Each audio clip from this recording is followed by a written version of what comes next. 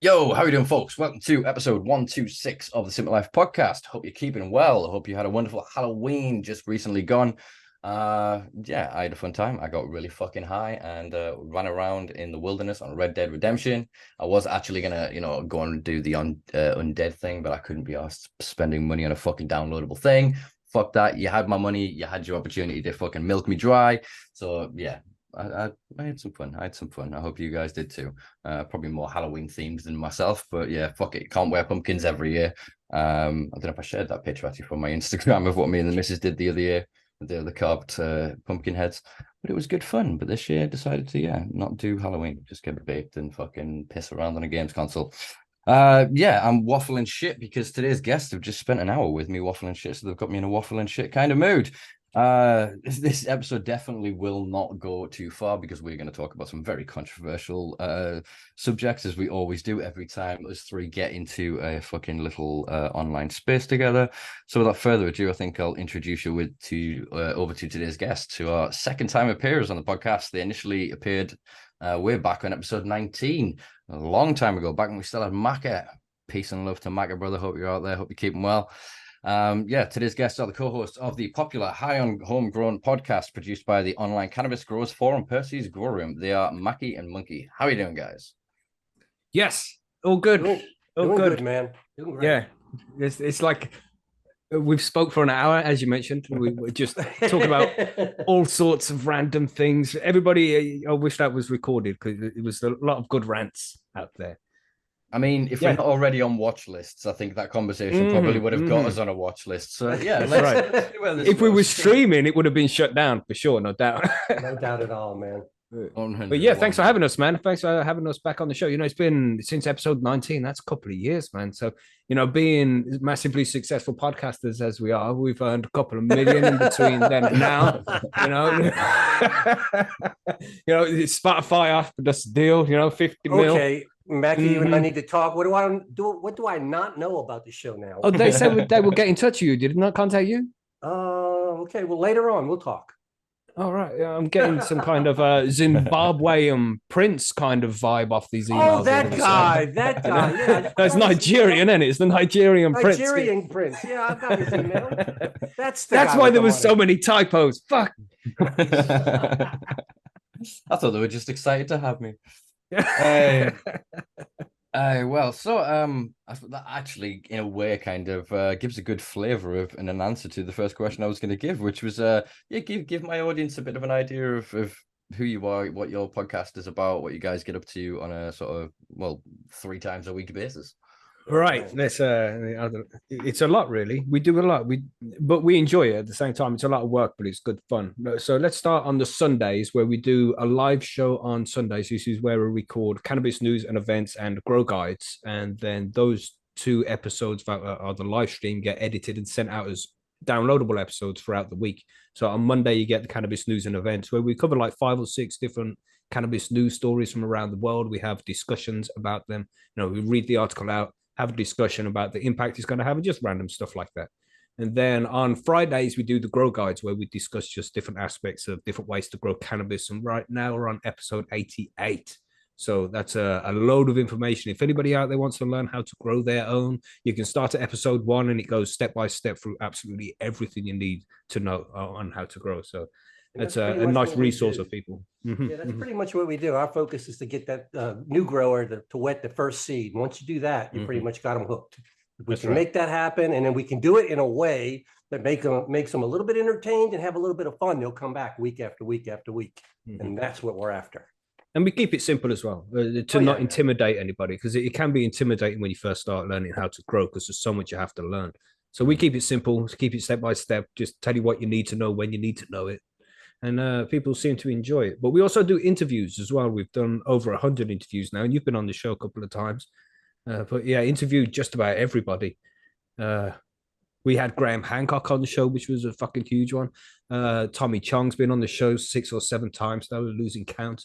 Frenchie Cannoli was on the show before he passed away. Obviously, it wouldn't have been after,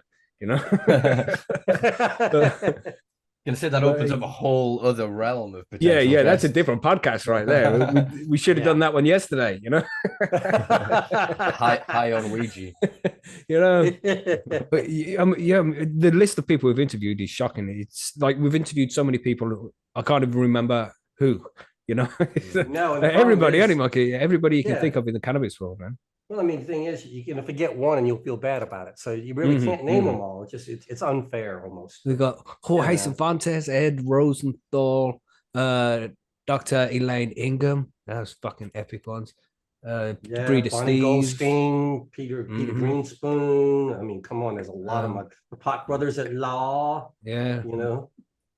Just loads of people. We're so lucky to be able to do what we do because we just started the podcast during the that thing that happened a couple of years ago where lots of people got ill. Yeah. Remember that thing, right? Yeah, we started it then just because we was all at home doing nothing, and people seem to enjoy it. We seem to enjoy it, which it is a good thing, man. Because if we enjoy it, then hopefully the audience enjoys it as well. It seems to pass on, and we all just get stoned together on a Sunday, record some stuff, and just put out some content, man, and it works apparently. Because we're on, I think we're on 620,000 downloads we've had now. Yeah, getting there, man. 35,000. 37 now on average. 37,000 downloads a month, which is crazy, considering the censorship that we're under because of the topic we discuss so much. It's very good, man. So anybody listening to this that listens to our show, shout out to you guys. Thanks for being here. Thanks for supporting us, downloading the episodes, and thanks for enjoying the show and stuff, man. And anybody who hasn't listened, give it a shot. It's all free. Hundreds of episodes where we just talk shit and try and help people learn how to grow and just have a good time. Hundreds of episodes. So if you're into that kind of thing, check out our episodes as well, man. It's all free. highonhomegrown.com or your favorite podcast provider. Yeah, whatever. So I'm babbling a little bit because I'm a little bit high right now. That's good. You are personifying what your podcast is. It's wonderful. Yes, there it is. Selling it very well. I'll include obviously links below, and I do think obviously we share quite a lot of guests in common, but also I think a lot of an audience base in common as well. Yeah, for sure. I think I end up being a bit more serious because I don't really have other co-hosts to kind of play off anymore. I do miss having. Yeah, it's much easier to be serious when you're on your own because you don't have anybody to joke around with. But for me, I'm lucky. I've always got Monkey here. Monkey's the co-host, and he's on pretty much every episode with me. So it's a team thing, we pretty much figured out that we work well together, and it just bounce off of each other very easily. So yeah, it's good. Nice, and that's exactly what people like, and it creates that longevity for a podcast. Is that good dynamic and the good sort of vibe between sort of co-hosts, the good synergy. So I think that speaks to how you've got so many downloads and why you have such a strong audience base. I mean, you've got an audience base around the world as well. Oh yeah.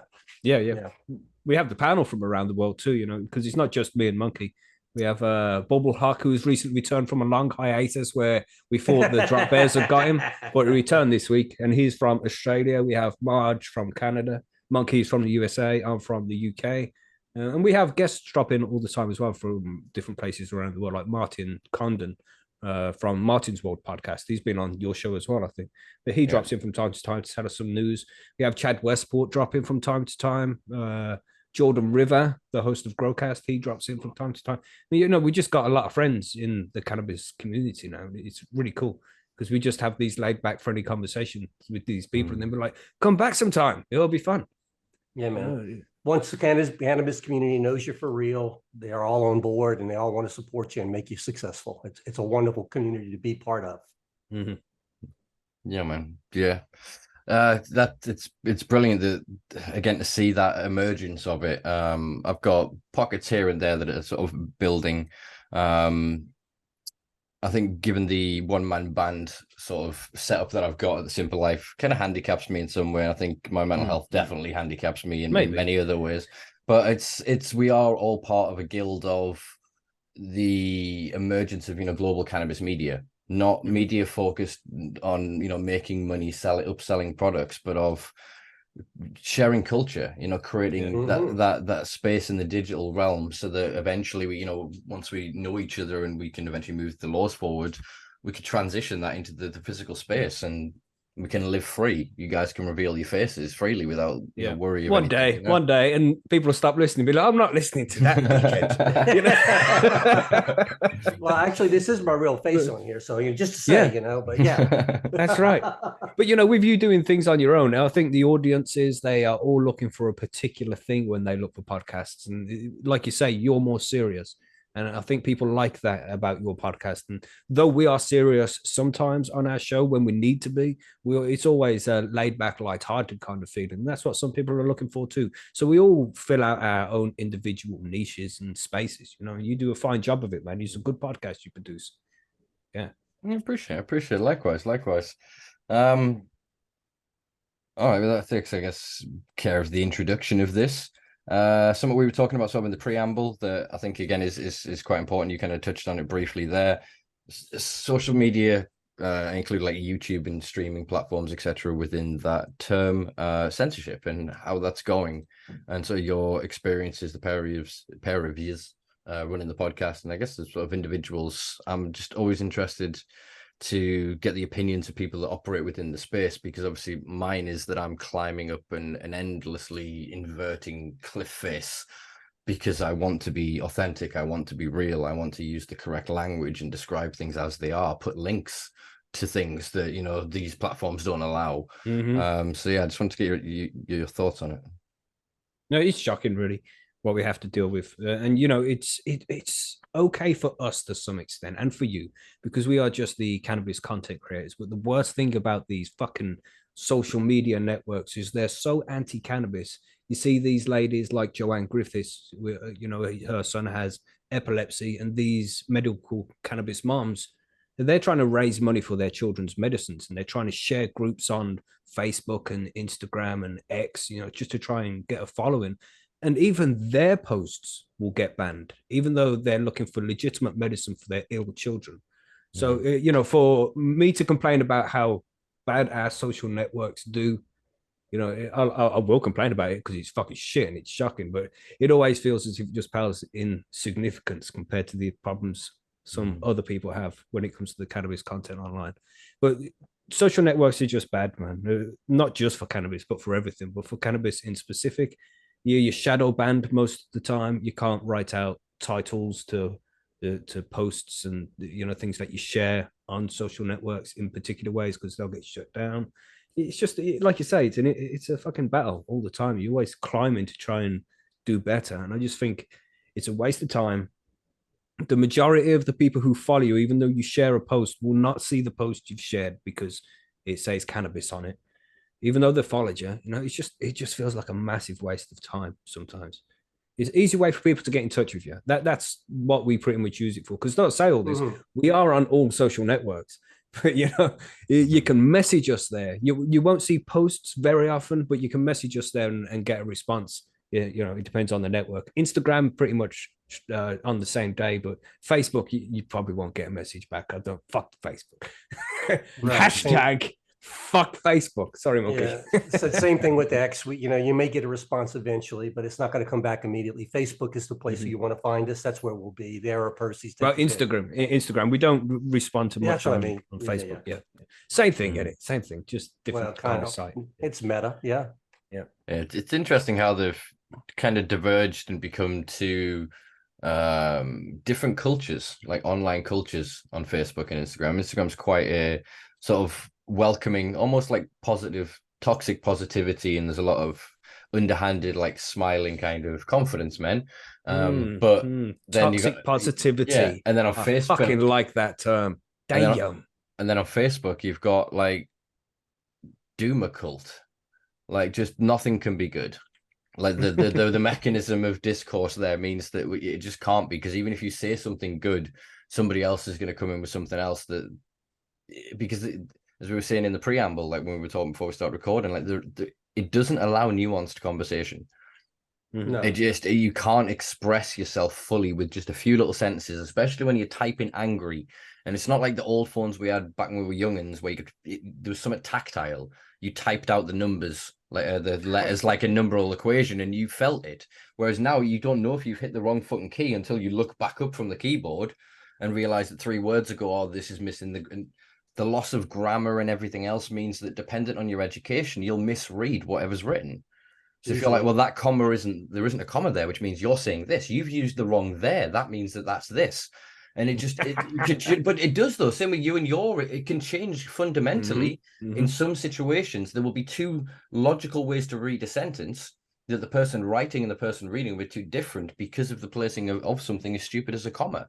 But we don't think of that. We talk online of, oh, you grammar Nazi. And it's like, well, no, even that is a representation of this thing. The person's like, I just want to clarify, did you mean this or that?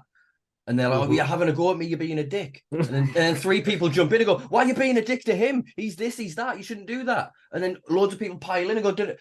And the post, which was about, I don't know, like animal cruelty or some shit, gets ignored because all we're talking about is the bullshit happening in the comments. We have memes now of people like the GIFs eating popcorn. And it's like, I'm just here for the comments. Or people sharing on social media headlines, but not the body of the story. They're not reading the story. They're just reading the headline and go, I agree with that ideologically. I'll share. And again, I think I used to be guilty of it as well. I used to, because it's easy to do, just to scroll through Facebook, find something that you disagree with, and then just fucking have essentially arguments with these people.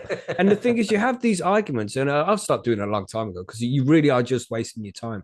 It's people you're never going to meet. Because sometimes you do meet them, sometimes they're friends, but they won't be friends for long because you can't have a civil discussion online. It always devolves into some kind of madness and slanging match because people don't like to be shown that they're wrong because their ego tells them that it's bad. But it's okay to be wrong. Just don't stay wrong. Once you've been given the right information, change your opinion and move forward with it. It's just, you just waste your time on Facebook, man. How many hours you waste just arguing with people when it's not going to make any difference to anybody, anywhere, ever. Just stop. Yeah. I think it seems like nowadays, the younger generation, I'm going to call, let's say, the high school generation, at least in my area, at least, are more concerned about, man, you don't have to disrespect me. They won't have a conversation. They always assume that you're trying to disrespect them. And it's all about, that kind of stuff. It's like, dude, we can't even have a conversation if we have. You're so easily offended. Exactly. We have opposing points. That's normal. It's an invertation of it. So it's not what it used to be, which was 2 people have a conversation and you can say whatever. Jim and Dave have a chat and Dave could say anything to fucking Jim, but then no one knows that but Jim. And if Jim then says, Dave said this, and Dave says, no, I didn't, and people believe Dave didn't say that. Whereas now everything is in the public arena. So if you're then putting a comment on Facebook, you're not just saying that, I'm putting it on my wall, which is what we used to do in like Bebo, MySpace days. You'd put up a thing, and if people didn't like it, they just scroll past it. People didn't fucking feel entitled to attack I remember it. Those lovely times. Just scroll past it. But under this now, it's no, that's in my feed and space. You've attacked me. You've come into my space, and do you know what I mean? And I think it's just that dialed up to 11, to use an old Spinal Tap reference, means that in the youth that's distilled. They don't see a difference between this digital world, the phone in front of them, and the world around them. So they're so hyper surveilled. It's like the Jeremy Bentham's concept of the panopticonic prison, like the 360 prison with a tower in the middle. And the conceptual idea was that you could have one guard in there whose view was obfuscated from the prisoners. So the prisoners had to assume at all times they were being viewed by the guard. The consequence of this on their behavior is they would modulate and change. They wouldn't be bad, air quotes bad, because they couldn't know if they were being observed or not. The modern version of that is obviously like the camera, but then think of that psychologically, take it to social media, and that's what's happening. And so people don't want to post anything because even if they post, they work out exactly how to say it. As I've just said before, somebody else can misinterpret that and create a thread of hate and misunderstanding and dogpiling and all sorts that then becomes the main focus. And so people just lose interest in trying to say anything meaningful because they don't know all they do is trigger this backlash avalanche. Well, that even happens nowadays in text threads, though, because text threads live forever in your phone nowadays. I've got text messages from when I first got this phone. And if I had an argument back with some person back in the day, and I'm going to have an argument with them again, okay, I'm going to go back in there and say, you remember when you said this and that? And that never used to happen because we used to get past the conversation and it was done.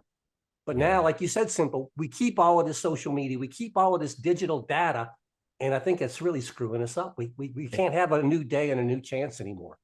It's mental. They've indoctrinated it into us to do it because the youth have an expression, receipts. It's receipts. That's the way the youth describe it. They've got screenshots. They've got evidence to show and to support an accusation or whatever. They've got the receipts. And you think, what is a receipt? A receipt is given after the in exchange for a sale or service. So then, what is the service or the goods that's then interacted here? It's this social capital. So they're finding ways to almost create an indoctrination into the economic system in our social lives. We're attributing value and capital to our social existence. So the youth today, they're not going to a place to see the church. They're going, oh, look at I got the right angle at the right time. Boom, that's the traction, is the capital is the value, because that is the new labor. If they get a big enough, good enough account, they can then exchange that labor for services and goods. And it's just weird how that the language of capitalism is coming into anthropological terms in the youth, you know? And that's just one example, but it was just one thing that I just literally in that moment found amusing and wanted to share. Nice. I was just thinking, you know, the amount of times that I've commented on, and I just did it the other day, just commented on a video. I did it on Instagram. There's some Instagram video. I won't describe what it is because it was, you get flagged. But, but this guy was just being a horrible cunt to this other person. All right. And I say person, that might give you a hint to what the video was about. But he's just being a horrible fucking cunt. And it's like, it doesn't matter what your perspective is on particular political arguments. It's just treating each other like that is fucking bullshit. And I commented on it. It's like, it doesn't matter what your belief is in this kind of lifestyle, but it's never cool to bully people like that. And then people just started commenting, calling me a pussy, saying, no, I think it's perfectly fine. And it's like, you know what? Rather than engage in an argument with any more of these fucking idiots, I'm just going to delete the comment. And, you know, that happens, man. I've done it a few times. You know, like I think I'm right. These people obviously think that I'm wrong. And do I really want to sit here just getting notifications about all these messages that are against what I said? Or do I just want to delete it and just like be done with it? Like, I can't be asked with this, man. I'm not going to play silly games with these people. And that's the problem. The people who are wanting to provide nuanced commentary on social issues online, they don't have the emotional energy to expend anymore. So the people that are doing it to, again, it's gaining that online capital, that exchange of the instead of working the clout it's called nowadays. So clout is, well, that's the currency of this economy. These young people online.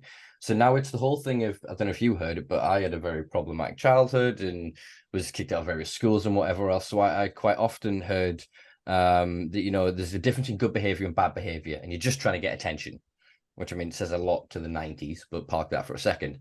That mechanism is being turned up to 11 in the youth, and they go, wait a minute, if I go viral, think of what's his name, young black lad in London, is it Mizzy?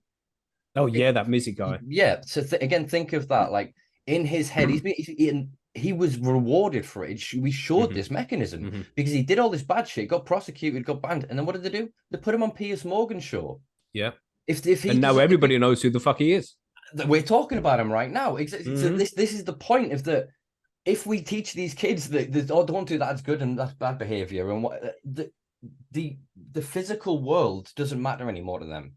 This is just dressing. The people that operate and live within this flesh space, they're NPCs. They're background actors for my TikTok, for me to go viral. They're victims of my pranks. Do you know what I mean?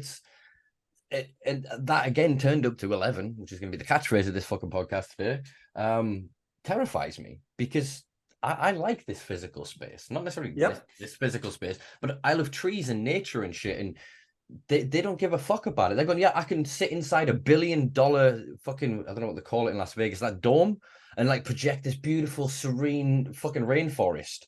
And again, the juxtaposition of that breaks my fucking heart. Because they're not connected to nature. They're only excited about that nature because that's the image that's projected to them through the technology. If it wasn't the technology, they were, oh, it's just a waterfall. It's just a rainforest, isn't it? It's like, where's Starbucks? You know, there's even better an example than Mizzy. Remember the Catch Me Outside girl? Catch me outside. How about that? Again, she's worth like fucking 30 mil now. What's terrifying was They did a countdown online with her for her joining fucking OnlyFans for the day she turned 18, and she made £1 million in 24 fucking hours. Wow. And how's that legal, man? What the fuck is that? What 18, kind of pedo fuckers putting timers up online? Like, this girl gonna be 18 on this day. What the fuck, man? But we live in a mad world, you know. But this is crazy shit. It's weird though, because it's mad now because that's where the technology has evolved through the intention of the culture. But go back just a few weeks ago and look at the narrative that was coming out around sort of Russell Brand, without going too much into that. But in terms of the clips they were showing of his radio show, but then look at Howard Stern in the States, and he did a countdown to the Olsen twins becoming 18. Yeah. And then I'm sure he was quoted as saying, this is probably going to get me in trouble somewhere, I'm sure he was quoted as saying that once they'd turned 18, he no longer wanted to fuck them. Allegedly. I'm putting allegedly here. And he's still one of the most powerful presenters. He's on, is it Sirius FM? Yeah. And there's always been this thing. Think of then like Elvis or even or artists in between, like Cliff Richard, and maybe not Cliff Richard, R. Kelly of that era. I'm talking earlier though. They would sing songs about my sweet girl, my sweetheart, my whatever, and they were describing literally 14 and 16-year-olds in the lyrics. Were saying, they were describing it as a positive thing of why she's so appealing is because she's 14 or because she's 16.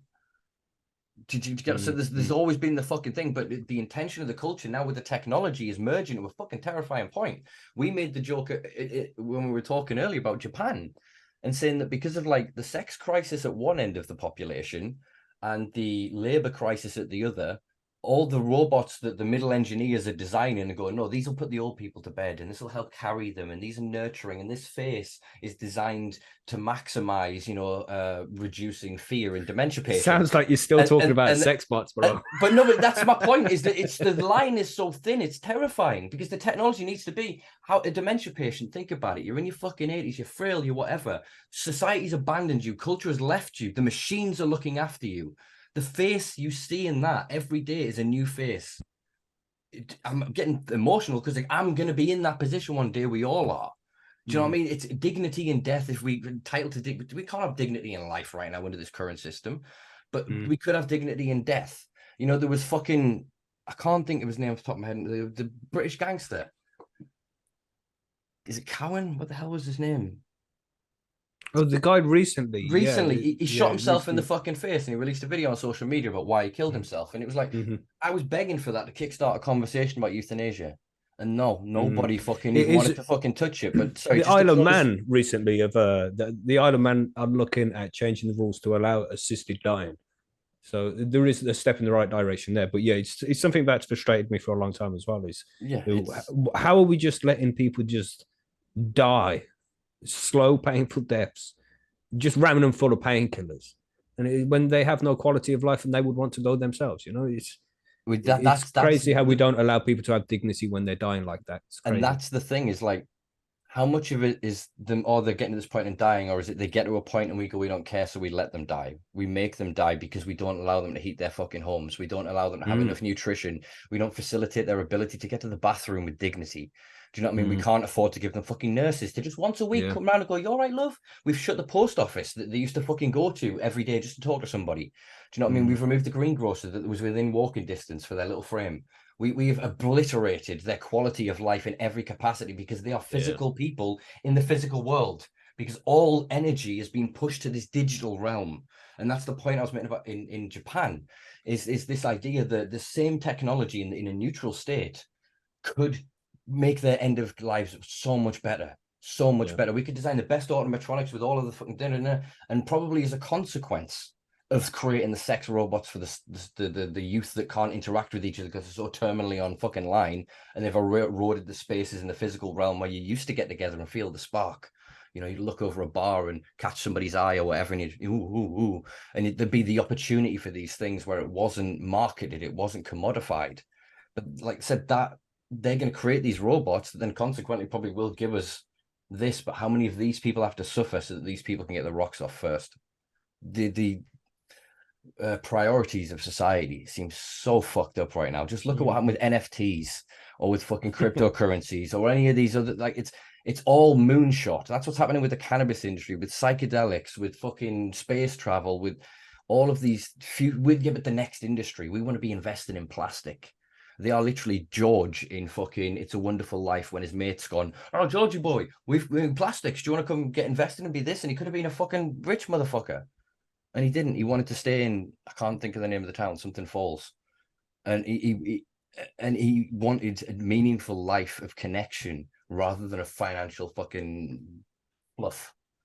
Well, we're living in completely different times, isn't it? The amount of information we get now, there's some crazy statistic that puts it into perspective, where the amount of information we can get in 20 minutes is more than somebody back in the 1870s would have had in their whole lifetime. Or it's to do with the New York Times. Like one episode of the New York Times, one issue of the New York Times has more information than somebody from the 1870s would have got. And now we have the access to information we have is just beyond belief. It's crazy. Yeah. Information. We had that discussion earlier. Yeah, it's and not just that as well, but the sugar. The shit we consume, the foods we consume, man. Along with the information, it's like everything's just hyped now. It's titration by supply again. To catchphrase, turned up to 11. So how much fucking caffeine do I go through in a fucking day because it's so fucking cheap? But if I was in Victorian era, do you know what I mean? I had to be of highest fucking society. Well, yes and no. If I wanted good tea, I had to be into that higher group. You know what I mean? It is a crazy one where people 100 years ago had never taken a hot shower.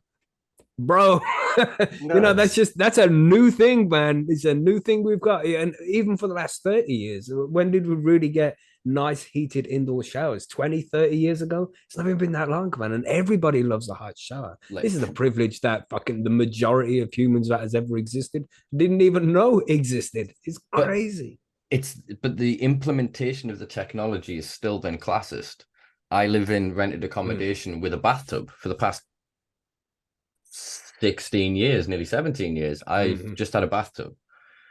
So no shower. No shower. I've enjoyed showers when I've gone to other people's houses or whatever else and had the opportunity to do so. Even like for Product Earth in those big giant cubicles, just cascading hot water, as you say, that is a privilege. I mean, it's actually considered like a form of meditation. If you look at the Japanese washing and the ceremonies, like not ceremonies, rituals, in terms of you sit with your stool and the way that you bathe and the point of it, and it's a respect of that. I mean, we had and also water that won't give you the shits. Well, yeah, I mean, because that's another good thing. You had Roman baths and all of this, and I think the Greeks had a thing of bathing together as well, and there will have been the same with older cultures, more as a consequence of supply, demand, etc. The capability of indoor plumbing, etc.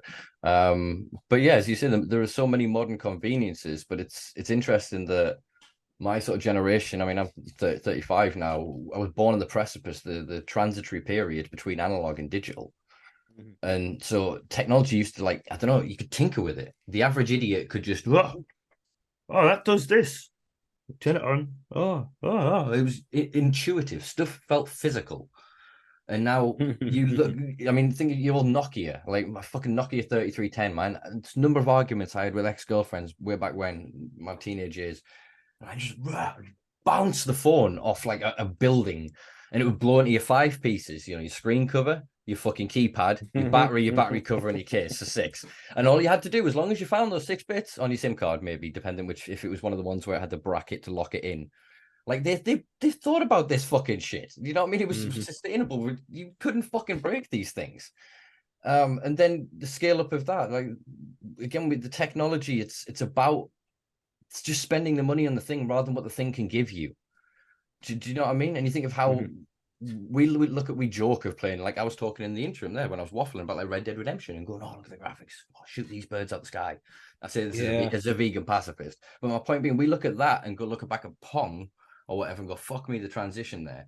We've done that on phones just in half of our lifetime now.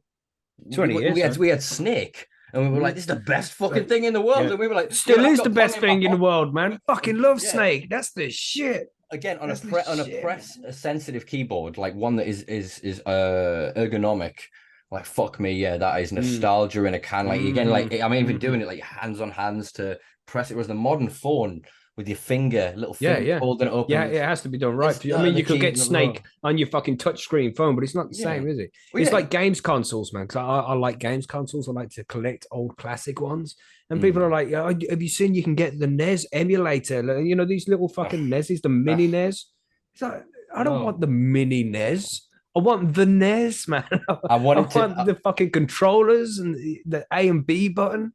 You want the smell, the feel, the weight. It's your to brain. Blow the cartridges and feel the pressure in the spring when you're pressing it down into the housing and shit. You gotta have the old school shit, man. You gotta have the real shit. Well, again, that's the controls matter to us. So we grew up in a time where each console had a layout and a setup. PlayStation and Xbox have been getting closer together for fucking a long time. Granted, more Xbox than PlayStation. PlayStation kind of settled on its shit. Although there was that weird thing where one of them swapped is it the X and swapped the positioning of two of the buttons at one point in their history. I'm sure that there was a thing where one of them swapped the buttons in the thing. And obviously now we don't have start button anymore. It's options now. Option, which is still I can't it's like not, it's the start button. And then like you have a select button that isn't a select button. And it's like, what are you doing? What the fuck? Again, it's we're just old men getting angry here now, isn't this? This is the midlife crisis podcast. Damn it. No, but I can't stand that with that game. You know, I would play on games consoles that took electricity that was made from coal, and wired. I was happy. Somebody would walk out the room and trip over the console, and everything would explode everywhere. That's right. Don't give me none of that solar electricity. I want that coal energy. I could throw the fucking controller up the wall and it wouldn't break, you know? And if it did break, you could get another one for $5. Nowadays, it's 70 quid or something for a fucking controller. Jesus. What happened, man? What happened? It speaks to the earlier point of, again, physical meat of the experience. I think we're still of a generation. I think the older millennials and Gen X, they want physical experiences. And when they own something, they want it to have meaning and a tactile nature to it, something to it. Whereas I think the younger generations, they're quite happy to I'll spend 15 quid to download and own a digital version of this Blu-ray. In other words, own nothing, actually. But actually, so what they don't. So like in, say, Scrubs, when Scrubs moved on to whichever platform, I can't remember because there's about 40 of them in the States right now, they changed a lot of the music from Scrubs because they didn't have the license for the music. And it completely changes the structure of it. Like if you want to go back and watch Scrubs because of nostalgia and you know those songs, you know, like the fucking Peter Gabriel, The Book of Love, there's a point in that where that is so fucking poignant. Fuck Peter Gabriel and that, but like when it's in Scrubs at that point, it grabs you because of the construct of the whole thing. And so if you don't own the fucking physical media of that, you only get to be introduced to this new one. And then when it changes service, it'll change the music again, which means again it changes the overall impression of the body of the work. Do you know what I mean? It's this whole thing we talk about, like, of it's a horrible list of people, but like fucking Gary Glitter, of like fucking Ian Watkins from like Lost Prophets, of R. Kelly, of Michael Jackson, putting allegedly on that one. No, I'm not Michael Jackson. I put an allegedly on it. Oh, that's a long discussion we can get into. But my point is that then their work, when it's in other work, you can't then just go, we're going to remove that from it, because then it harms the nature of that other work. There is then an argument to be made about royalties. You know, R. Kelly's still fucking making money off his YouTube channel while he's sat in fucking prison. Damn. Do you know what I mean? So there's that conversation I agree to be had and about that. But when it's like, what I'm meaning is that music used in this, or certain phrases in books. So I'm a hoarder. I hoard books like a motherfucker. Every time I'm somewhere, charity shops, gonna go find me what I can find for 50 pence a go, these little totems of history, because I know that I want to read for the rest of my life, and I'm preparing it for my old age. I'm buying things that I do want to be interested. I'll read Dave Grohl's autobiography when I get a chance. But if I've then got that book in 40 years, I've got what was written now, not the Kindle version or the updated, edited, you know, again, I think of Winston Smith in his role in 1984, where his job was to make the media, the data, reflect the truth of today, to erase the history of yesterday. The newspeak, yes. Yeah, and that's why I think we need physical media. So us hoarding those games consoles and whatever, they can't go, oh, we've created an emulator and we've got rid of the problematic character. or what do you know, or whatever it is. And it's again, it's not to lessen anybody's hardship in any sphere or circle, but my point is still like we are holding something that shows we were here. But if we constantly evolve everything every year, you're erasing people's what do they call them in that movie Inception? I haven't seen that. The totems, each person, they have an object that shows they're in their base reality, and they know the weight of it, the way it operates the thing. It's a grounding, an anchor to reality. And that's what our history is with all of these things. You know, that's my Godzilla. I saw that thing.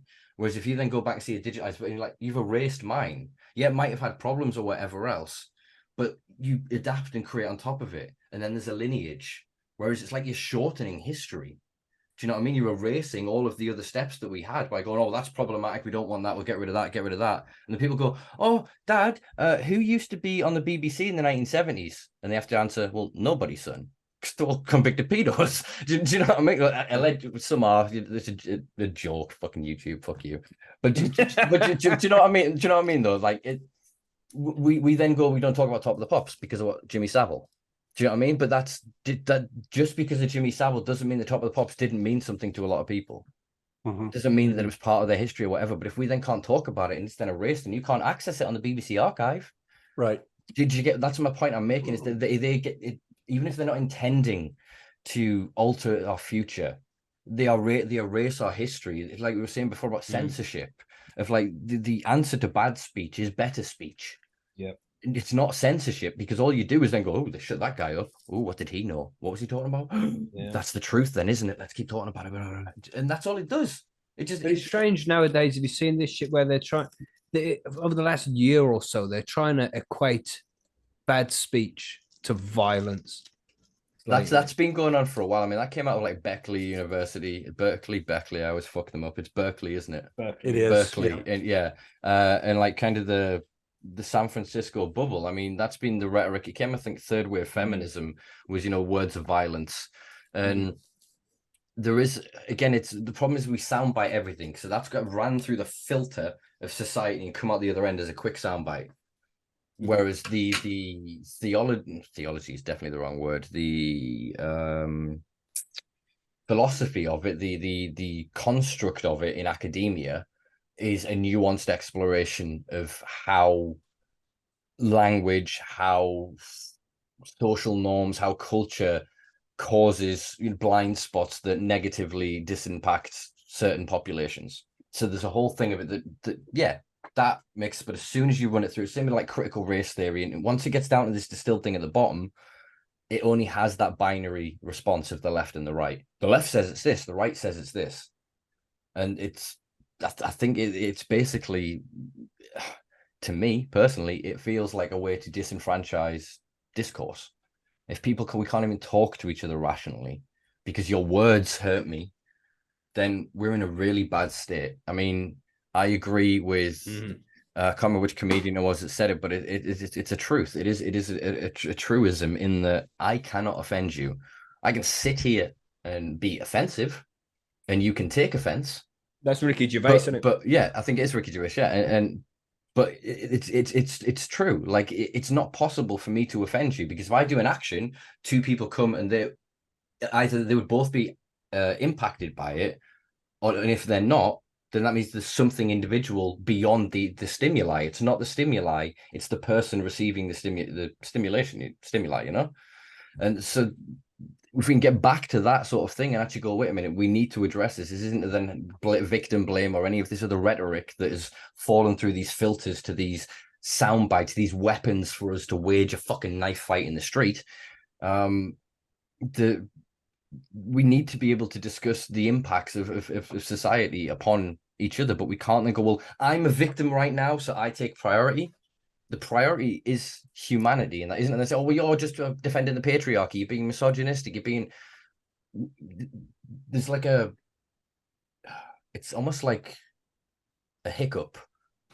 It's like it's a regurgitation of rhetoric. That's all it is. It's just two groups meeting, as we were saying before about red team, blue team meeting. And, words. And the words haven't the value because they've said that these words are weapons, so they're just fighting. if you see words as weapons, you are in a war. You are at war. You are in battle. Do you know what I mean? Whereas if you see words as a means to a conversation, to a reduction of violence, because it's antithetical. If you can actually engage with the conversation, the number of times, man, I was a small fucking kid, man, but I ended up in some very violent situations. So I had to always be smart about, do I use my mouth? And do I talk my way out of this? Do I charm my way out of this? Do I be funny? Do you know what I mean? Do I fucking leg it? Or do I fucking fight? It's about choosing to de-escalate that situation, to recognize the consequence. And it took me a while to recognize the consequences of, potentially overreacting to things aggressively as a youth.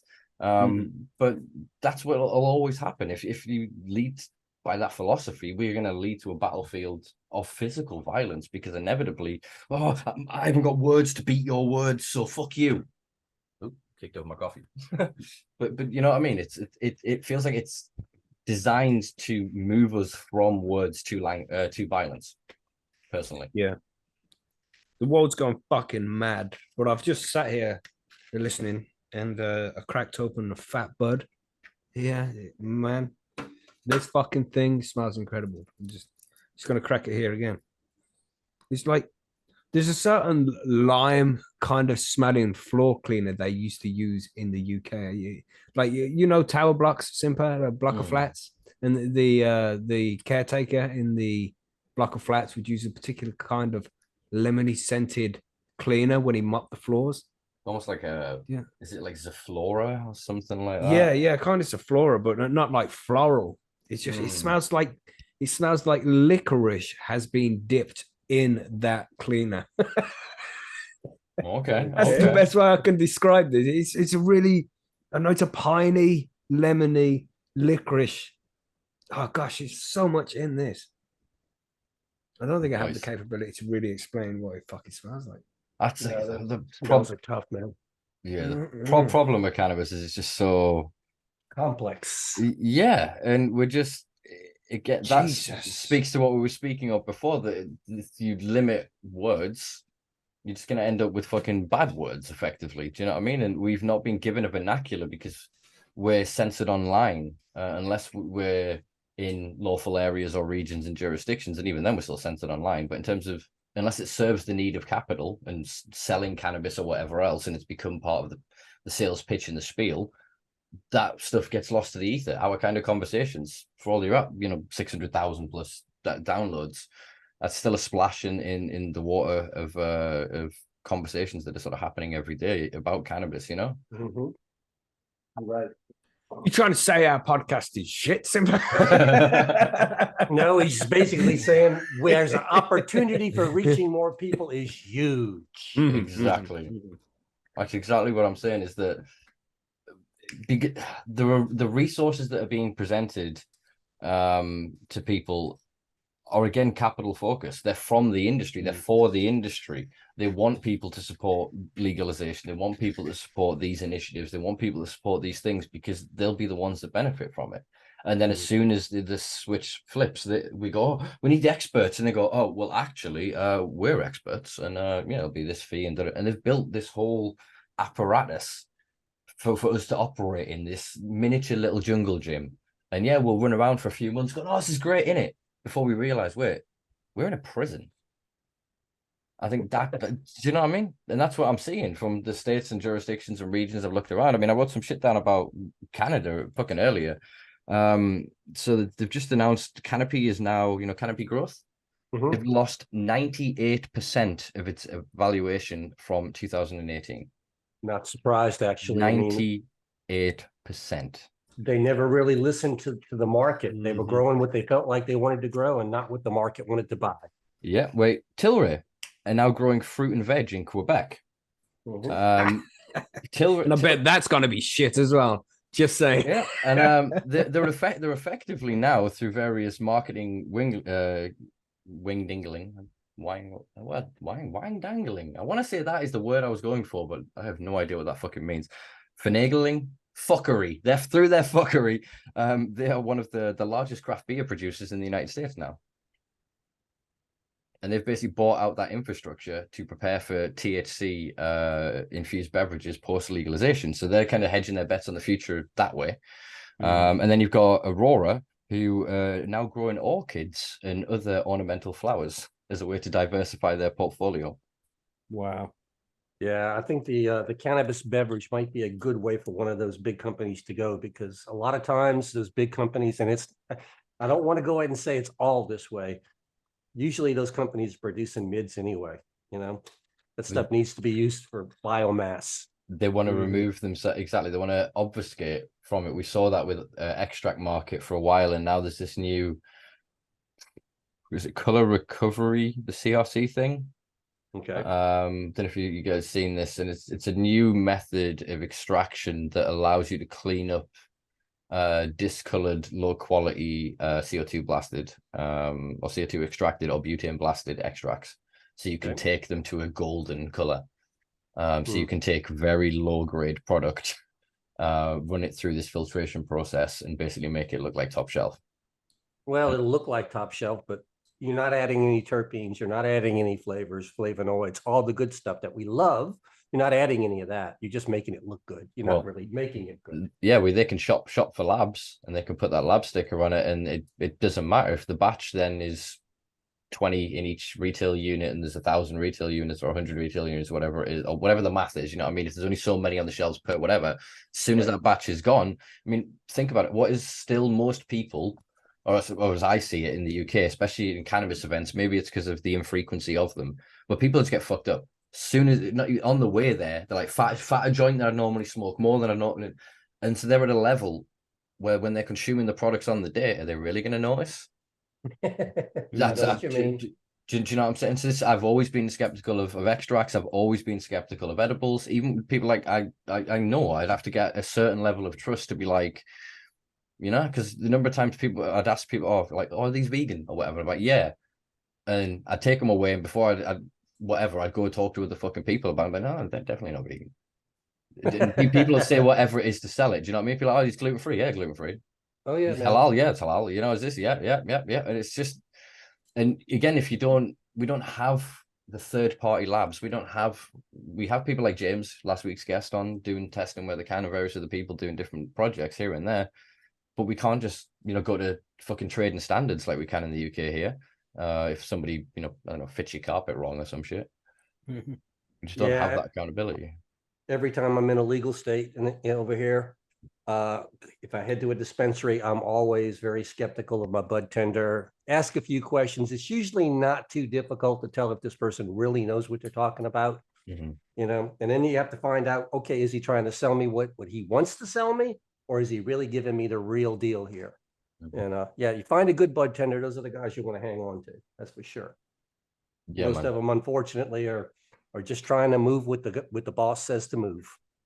Well, under the current limitations, I imagine it will become the same as like car sales and other commodity sales under federal legalization in the US, where there'll be commissions in place. There will be the incentives, and what then do they move? I'm trying to think of. There's a clip I saw the other day. I think it was Blacklist XYZ on Instagram shared it, and it was some guy basically bragging of how like he helped a guy spray terps and cannabinoids on like 22,000 pounds of cannabis that went to market. Wow. I've unfortunately bought some cannabis from a dispensary that had sprayed terps on it, and I tell you what, it only took one hit to know. It was very, very obvious. I mean, it was very harsh, coughed a lot, flavor was not wonderful. Exactly. Yeah. So if they think they can get away with that, maybe you can on an uninformed public, but the community that's out there that actually knows the product, they'll know. I mean, this is the whole sort of conspiracy, I suppose, is the best way to describe it. That you see every now and then, but obviously a lot of the business publications, cannabis focused publications, are very much captured by the same group of investors that are invested in the industry. But every now and then there is a story gets out. Stupid brain. The fuck? My brain's just gone blank on it. The story gets out about fucking diversion from the legal, lawful side to the unlawful side. and accusations being made, you know, that then of labs and others sort of involved in various networks. And so even if on the shelf we rank up and ramp up, the regulations and the testing, the randomized, all the rest of it, and you get that, there'll still be this backdoor problem. I mean, there is obviously a major Cali pack problem issue thing happening in Europe. There is still a lot of diverted product that lands here. There's still a lot of Canadian product that lands here, but a lot of the product that lands here is because it's not even good enough to go onto the shelves with those loose regulations we're talking about now. So it does quite make you worried what's in it. And again, if somebody opens it, fuck me, the smell of that, and it's rock hard nugs, then yeah, people are sold on the optics, not on the experience anymore, or the naive, the novice, you know. Yeah, rock hard nugs, and as soon as you squeeze it, it turns to dust. That's what you're getting on the market, and that's stuff that they're trying to get rid of right now. Right, I mean, sorry, go on. I said, but unfortunately, not the entire market out there understands that cannabis shouldn't be dry and dusty like that, you know? Yeah, grow your own, man. Grow your own. That's exactly it, man. And that's what we're trying to do, is educate people. You know, once you grow your own, you'll never settle for that garbage again, ever. Yeah, 100%. It's a different level, man. It's a different level of cannabis. Absolutely. And it's much cheaper to produce your own as well. I recommend it to everybody. You know, our show is specifically for cannabis growers, but I'm not sure about your audience. Maybe your audience is there might be a lot of people out there considering it, but have never taken that step to actually get it done. And once you get to your first harvest, you're not going to look back, man. You'll realize it's one of the best decisions you can make as a cannabis consumer. You know, if it's possible, we understand not everybody can do it. If people will use cannabis for medical use, it's because they have some fucking health ailments. Some people might not be able to water plants and do all of the things that you need to do to produce a cannabis plant. But if you do have the ability to, then fucking find a way to get it done, man. And you'll produce some of the best cannabis you've ever smoked. And you won't be under the thumb of the government. You won't worry about the government's regulations and the government pricing and all that stuff. You'll just do your thing. Victimless crime. You're producing your own cannabis for you to consume at your own home. It's not going to leave there, not going to affect anybody else. It's just you and your weed. That's it. Done. Weed is only ever 15 feet away, not 15 minutes around the fucking corner. You know what I'm saying? You're trying to get some weed. He's like, yeah, I'm on the way to you now, fam. 15 minutes around the corner. I'll be right with you. You are next. And the guy don't show up for like 3 hours, man. Yeah. You know how it is out there. The UK listeners, they know how it is, man. You know, just stop playing these silly games. You just grow a couple of your own fucking plants. You won't regret it. It's easy. Yeah. We can help you on Percy's Growroom.com. That's it, man. We'll get you started. Exactly, lads. Exactly. I mean, it is, as you say, it's that thing of once you get past the first thing and you go, oh shit, I did the whole thing and the world didn't end. Yeah, and then you just, as long as you're sensible, as long as you're smart in terms of your sound, your smell, and who the fuck you tell. They're the three main things. If you are paranoid, go to a grow shop outside of your area, paying cash. Don't Google obvious fucking things if you're then fucking worried about there being a fucking trail. But I'll tell you now that the cops are not fucking interested in looking in your fucking Google history if you are caught for cannabis cultivation. The way I see they'll it, barely look at your messages. If they want to look for targets like that, they can go on fucking Instagram. They're everywhere. They're not spending any more resources than they have to, so they'll go for the easy targets that are on the social networks, man. They ain't looking for you. Follow the rules, man. The don't tell. So that's very important. That one. Don't tell anybody. There's no reason to tell anybody, man. You know, and haters are gonna hate. And the way I like to, I've explained it a few times in this way. When I first started growing, I told one friend of mine, and then a few months later, another friend of mine was like, "Oh, how's your grow going?" I didn't tell that guy. That shit sucks. My friend told him in confidence, and obviously it doesn't stay that way, does it? So that what if he's told somebody else who knows where I live and knows of me, but isn't as friendly? What about if they just want to come and kick off my door and take my shit? What about if they just want to phone the old bill and let them know? You know, you can't put yourself in those positions. So the best thing to do is to tell nobody. If you need help growing, to go down the grow shop, he don't know shit. Don't even ask him. Right? You're going to have a friend who claims to have grown a couple of plants on their windowsill. Don't even ask them. You can come over to our forum or choose any other forum. There's loads of forums out there. We just want people to grow their own. If you come to our forum, good for you, because really it's the best place. I'm not biased at all. I'm just saying, right? You come to Percy's Growroom.com and we'll teach you how. There's no egos there. People show up with bad plants. We believe nobody wants bad plants. You haven't done that on purpose, and we're there to help you fix it and get a good grow on the go. So there's no need to tell anybody about that shit. Keep it between you, the other half, the missus, the husband. Keep it between you guys, and if you have one of those, and you'll be fine, man. The next one is don't sell any, because there's producing your own personal supply of cannabis, which there is no victim in this crime. But then if you start selling that stuff, you know what you're doing? You're making a tax-free income. Who's that going to piss that off? Who's going to get pissed off about that? Fucking government. And they'll come for you because they want their fucking money. Oh, hell yeah, they want their tax money. That's right, man. So you can't sell it. And selling it is just another way of telling people about you growing as well. Yeah, you're supposed to be producing a personal amount. That's the amount you're going for. How much do you need? That's what you want to do. Yes. And then it's just cover the smell after that, which you do with carbon filters. It's a big concern for a lot of people who want to start growing, is they're concerned about covering up the smell. And with a carbon filter and an extractor, nobody's going to smell it, man. So, and we can advise you on how to do all of that, not just on percysgrowroom.com, but via our podcast as well. We cover all of this step by step. We go into a lot of detail in them early stages of what you need to do on it's getting your setup, how to cover the smell, what seeds to get. We cover everything, man. There's 88 episodes out there right now that you can just listen to, about an hour long each one, and teach you everything you need to know and give you the confidence you need to take that first step to grow your cannabis, man. Perfect. I know it was good getting you guys in this week. I'm having to do no fucking work. It's always good working with other podcasters. I like how you say other podcasters and not professionals. You know what I'm saying? Yes. My fellow colleagues of high esteem. That's right. We've been called professional. We've been called other things too. Yeah. Yeah, definitely been called other things more times. If we have some banter at the start of the show on Sundays, about how professional is our intro going to be this week. And you got the listeners in the chat and they all sit there like, oh, pro intro coming up. Get ready, because we are just very laid back. We are professional too. We produce a professional podcast, but we do it in a laid back manner. We're not too serious about it. We like to have good content to give out to people. That's a good quality content, like the audio and things like that. We like to make sure that it's all nicely polished, but we are pretty laid back with what we do. People tend to remember a little bit more if they have a little fun while they're learning. So yeah, we like to keep it light. 100%. Yeah. So grow your own if you can. The resources are there for you. Yeah, the government doesn't want you to grow your own, but don't worry about them. They ain't going to come after you. Keep it simple. Keep it basic. Keep it safe. You'll be fine. Yeah, out of sight, out of mind.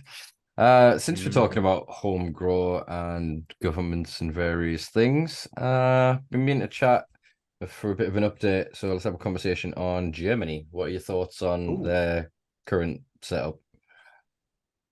It's not really done yet, is it? They just decided that they're going to legalize, let people grow 3 plants and shit like that. Yeah, I think, what is it? They're thinking like maybe January. They're talking about maybe turning that switch on that one is what I'm thinking. That's what James is saying, at least. James is from, he lives in the Netherlands, right on the border with Germany. Yeah. So he's very, very much into the whole thing like that. A different James than the guy you mentioned earlier. Exactly. Yeah. But no, I think it's great because, I mean, if Germany actually does what it's talking about, they'll join Spain as being a country in Europe that tolerates cannabis. And the Netherlands are thinking about possibly, quote unquote, legalizing it as well in the Netherlands now. So yeah, if the Germans do what they're supposed to do, it could be the first domino to fall, and hopefully others will follow suit. I've heard it said that if the Germans do it, Europe will listen. So we'll find out.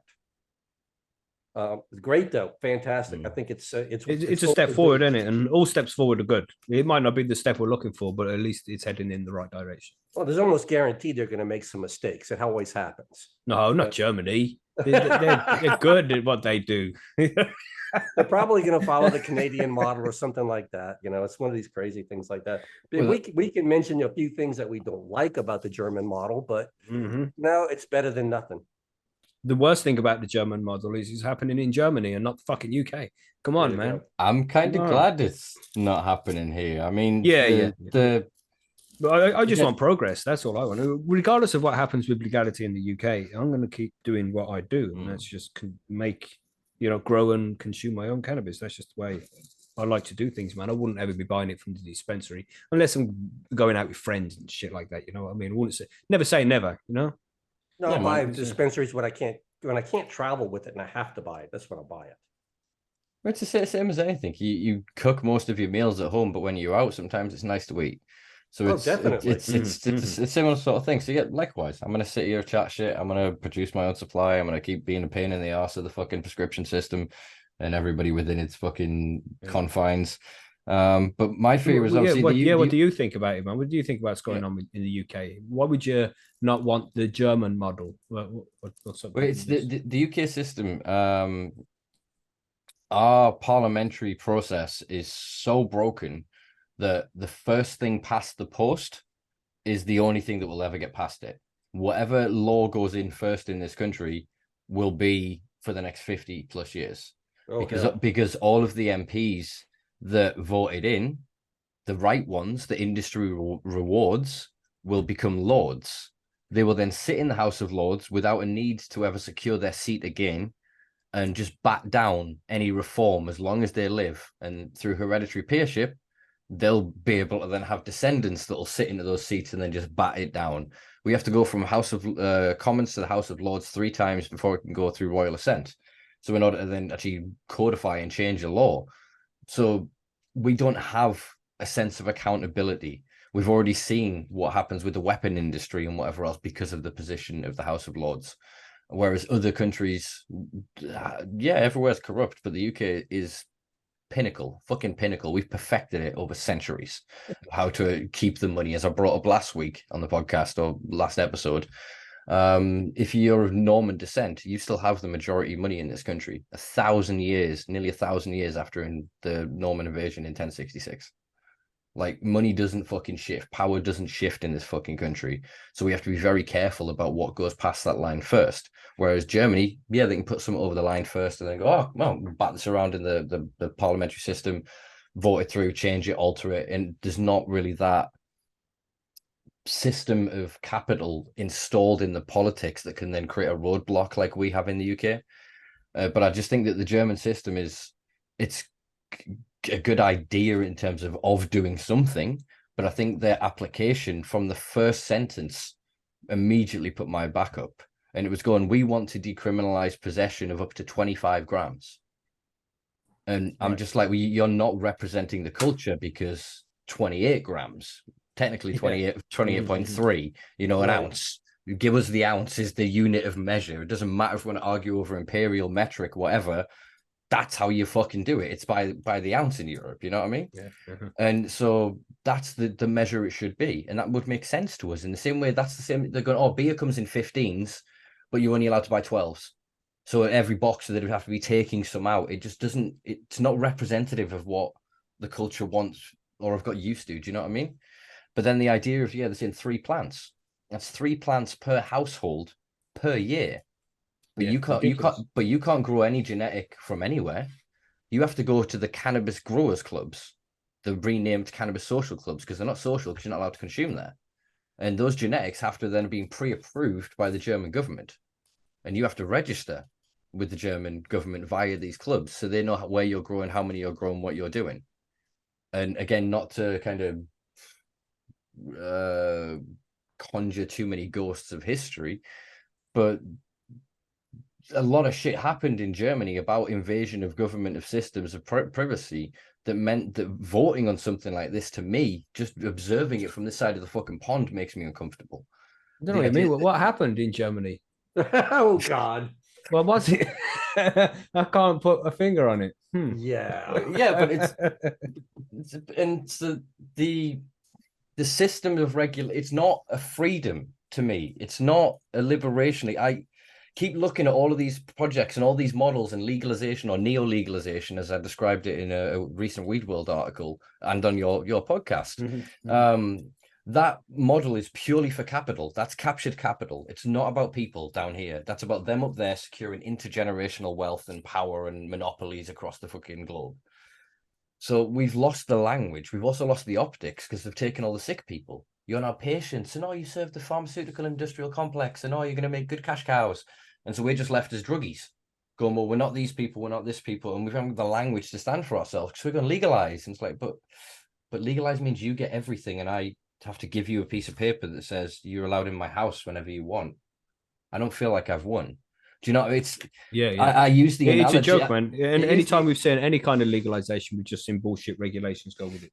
It's look at homosexuality in the UK. That's the one I always scroll back to in my fucking mind. Is the government at a point when here's a fucking thing, here's the after thing, here's the point in the middle where the act changes. And therefore, any point after the fact, obviously, it took time in terms of getting fucking discrimination laws and everything else put in place. But that was for all of the population as well. But there wasn't the ability to deny them service to whatever else in once the law had changed. It was basically, we were fucking wrong. You can live your way. And then society was uncomfortable for a while, and there was jokes in media and whatever else. And people fucking fought, and you had things like Stonewall in America and these movements, these gay liberation fucking movements that were always based on nothing about us without us. You don't get to dictate how our lives are structured. The best you get to do is apologize for the fucking persecution, for the discrimination and the demonization that you have cast upon us for generations. That's all I feel I want from this system. They're fucking wrong. Get out of our way. We have regulation in every facet of our lives where cannabis would fit into. It already fits within current acts of the driving rules, for example, in this fucking country. We have health and safety. We have basic hygiene and sanitation that we provide for all the commercial side of it. We have licensing and regulation around tobacco, alcohol. Stick it into the same thing. Job fucking done. We have commercial premises like pubs that could be converted and create social clubs, and it fits into the infrastructure organically, naturally. It doesn't need to be this thing where they're going, we've got this beast by the fucking the leash, and we only we can control it. It's not some monster. It's some benign thing. Once you actually really let cannabis culture out and go, we're not gang. We're not fucking murderers. We're not Al Capones and fucking Scarfaces. That's the consequence of prohibition, not of the fucking culture. Mm-hmm. I get it.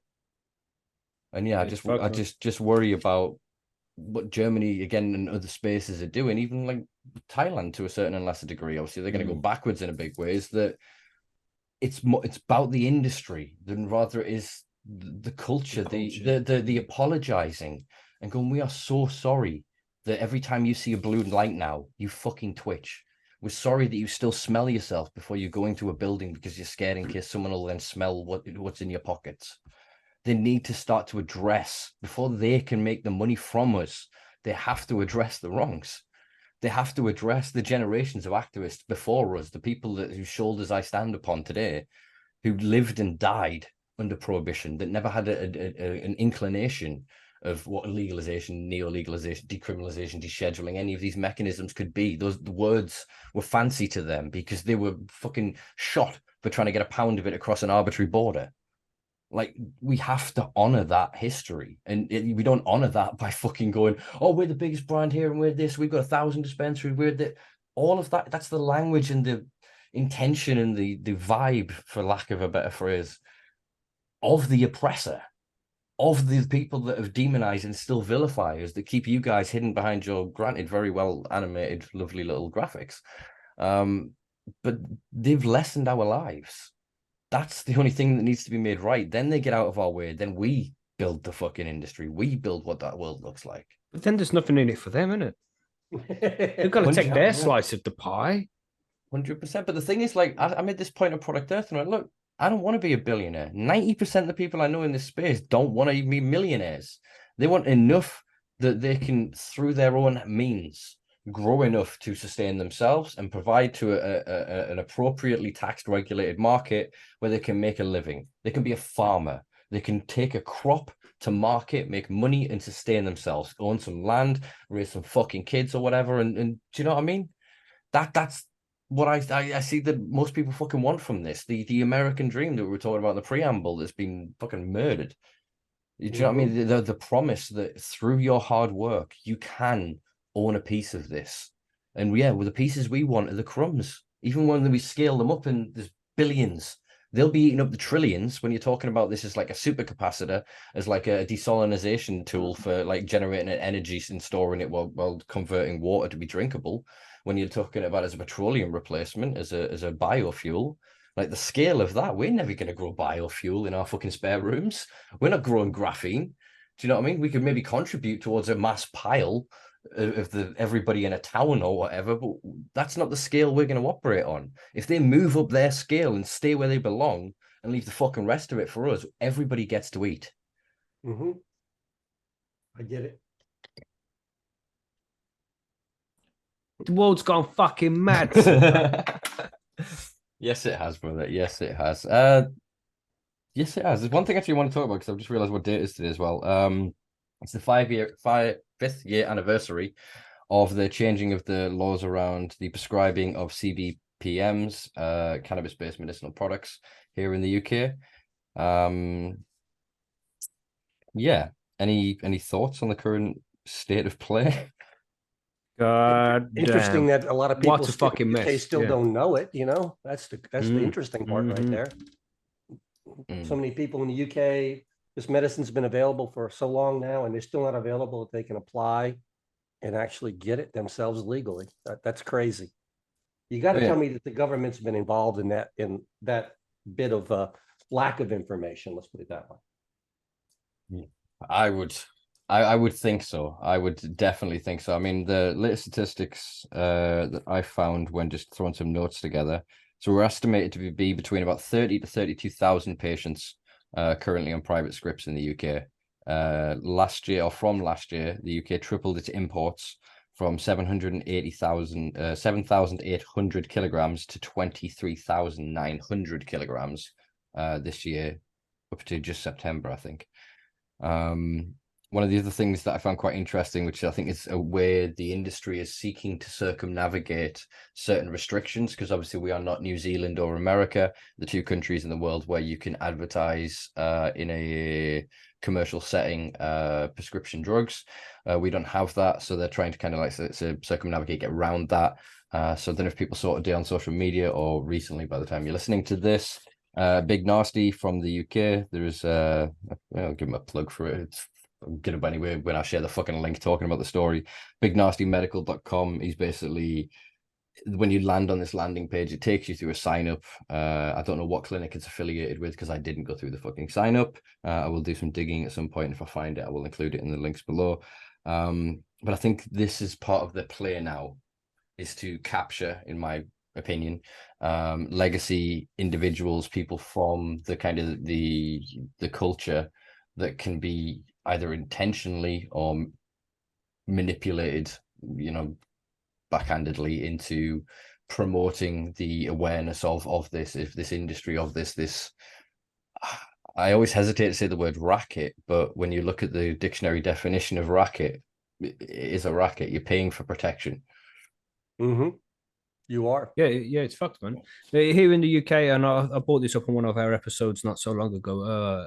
A few of my friends were going out to a particular rave, and one of my friends is cannabis user, and he is now a medical cannabis user, so he's bribed the government to be able to use cannabis, and he's taken his medical cannabis in its legal pot through the doors of the rave and getting searched, and he's been found with this cannabis, and the three guys on the door were all like, "Oh, it's okay, we're medical users as well," so they understand the score. But if I was to walk in behind him with my bag of cannabis, it would be like, "Oh no, you can't have that, mate." And it's all that the only difference is they have paid a bribe to the government for the government to say, "Okay, you're allowed to." And this is not this fucking system we should be working with here. Just because you bought a little ticket from the government to say you're allowed to consume cannabis doesn't mean that I'm a criminal and they're not. We shouldn't be heading in this direction, man. It's a scary direction to head in. I mean, I'd respect it more if it was the government we were paying, but it's not. It's corrupted investment capital. Yeah, but it is the government, but just they make money secondary. They've lobbied the government to be able to do these things, and they're friends of the Tory party who have opened up all these clinics and allowed legalization, medical legalization at least, to take place. You know, it's been done through government lobbying, just these companies and these people in positions of power who have the resources to do these kind of things. You know, the government get paid secondary. We obviously, there's money through the consultation class and through lobbying and through how all of that works with expenses and various things, gifting, etc., by which they can buy influence.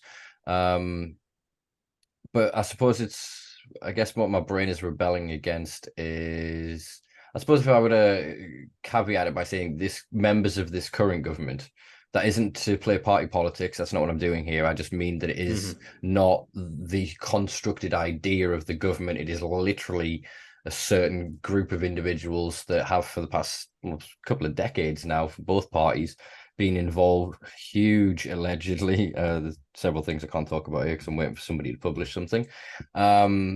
Links between private enterprise and government, that they have been manufacturing this for quite a long time. They're personally making money from it. I think, is it in the public sphere?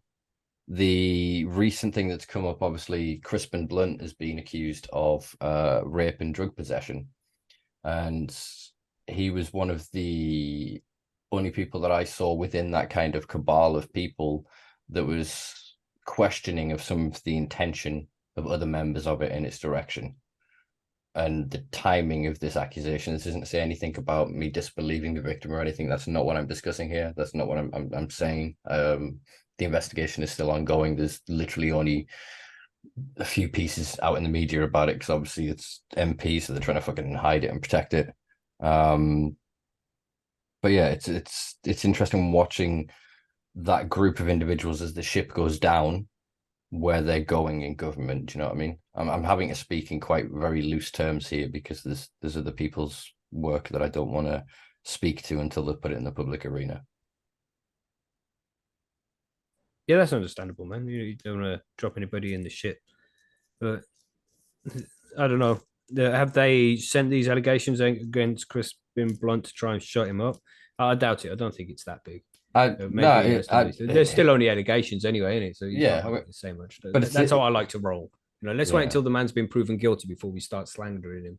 Yeah, with that, I'm not saying that's what you're doing. I'm just saying that's what we shouldn't do. Well, no, I was just saying sort of. I was just saying that I find the timing entirely not even just convenient, entirely coincidental and convenient. But it's not that I'm asserting anything. I'm just, as I have done in this space for nearly a decade now, I'm just observing what is going on, asking questions, and trying to figure out who the fuck is connected to what and why we haven't got anywhere. Why I've stood on marches, why I've been in meetings, why I've traversed this country infinitum, and we've been promised the world, but nothing ever happens. It's because behind closed doors, there is this group of individuals that are invested, connected in the rolling out of a multi-phased. They're already making their money, and they don't want to share the pie. It's not only that, they need to control the release of cannabis. They can't just go, as soon as it's all acceptable for the drug is the one part that we've stigmatized. Everything else, they're going, hemp, hemp, hemp, hemp, hemp, and it fucking drives me insane. But the non-combustible aspects of cannabis, they'll rave about and go, oh, we protect this. But because of the drug, you're not allowed any of this. So we could have it in batteries, room temperature batteries. We could have this, we could do this, we could do this, we could do that. Oh, but to get high in drugs, so you're not allowed it. So we're going to keep with the petroleum. But when you look at Shell, you look at BP, you look at all of these other fucking companies, look at the property that they're, the intellectual properties that they're investing. Look at the next generation's energy solutions in terms of storage, production, and transportation. It's all shit that's going to be fucking related to things that cannabis will fit into. But they don't want to talk about it. You know, we had the TIGGR report here in the UK talking about future technologies and innovations. Literally coded, it's cannabis. It's all of these technological aspects of cannabis. So they want to keep us all busy going, oh, we're allowed to grow 4 plants to this year, fucking yes, blah, blah, blah, and dealing with this little minutia and the little inch by inch of freedom, while behind our backs, you know, alcohol goes, okay, as Tilray doing, we want to own this. So then if people want to drink alcohol, we own it. You know, we'll then start lobbying the pubs and take over all the pub chains, and now we'll get it in the same space with alcohol and da-da-da. Or we're the energy solution or fucking construction. You know, we need to diversify away from concrete. We're going to move into this concrete thing. Okay, so we need time to, and it's just them adjusting so that their mates are never falling out of favor. Do you know what I mean? It's the old money moving and adapting to this new technology. But if they release it into the wild, I mean, shit, you've seen the fucking videos of people, fucking guys in like Kenya or Ghana or whatever, and they're fucking making windmills and fucking batteries and shit out of scrap. Do you know what I mean? Imagine that ingenuity, that creativity with cannabis as an ultimate resource, as in limited resource. It's fucking next level, man. It's fucking it's out there, man. That, as I've said in the past, is the ticket to the Star Trek future. But they only want the Star Trek future that's them. You've got your futurists, and then you've got your apocalypse, your fucking extinctionists, I suppose, is your probably your spectrum of the groups that are out there, of the people that are, without getting too political, sort of like Zionism and kind of the religious inclination of some groups towards creating apocalypse on Earth. You know, the end days, the final revelations, and their ideas. Then you've got people like Elon Musk or fucking Jeff Bezos and that are like the futurists, that the ends justify the means. Doesn't matter what happens, as long as we get to Mars, as long as we're on the thing, the generations 1,000 years in the future, they'll have everything they have because of us.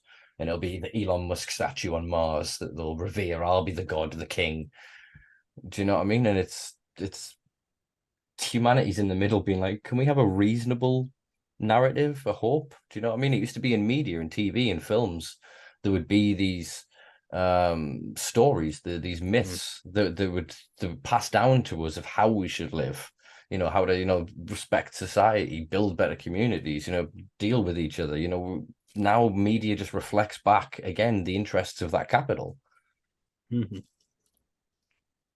things are fucked right now, man. I think many people are just feeling as if the world is in a worse position than we've seen for a very long time, possibly in our lifetimes.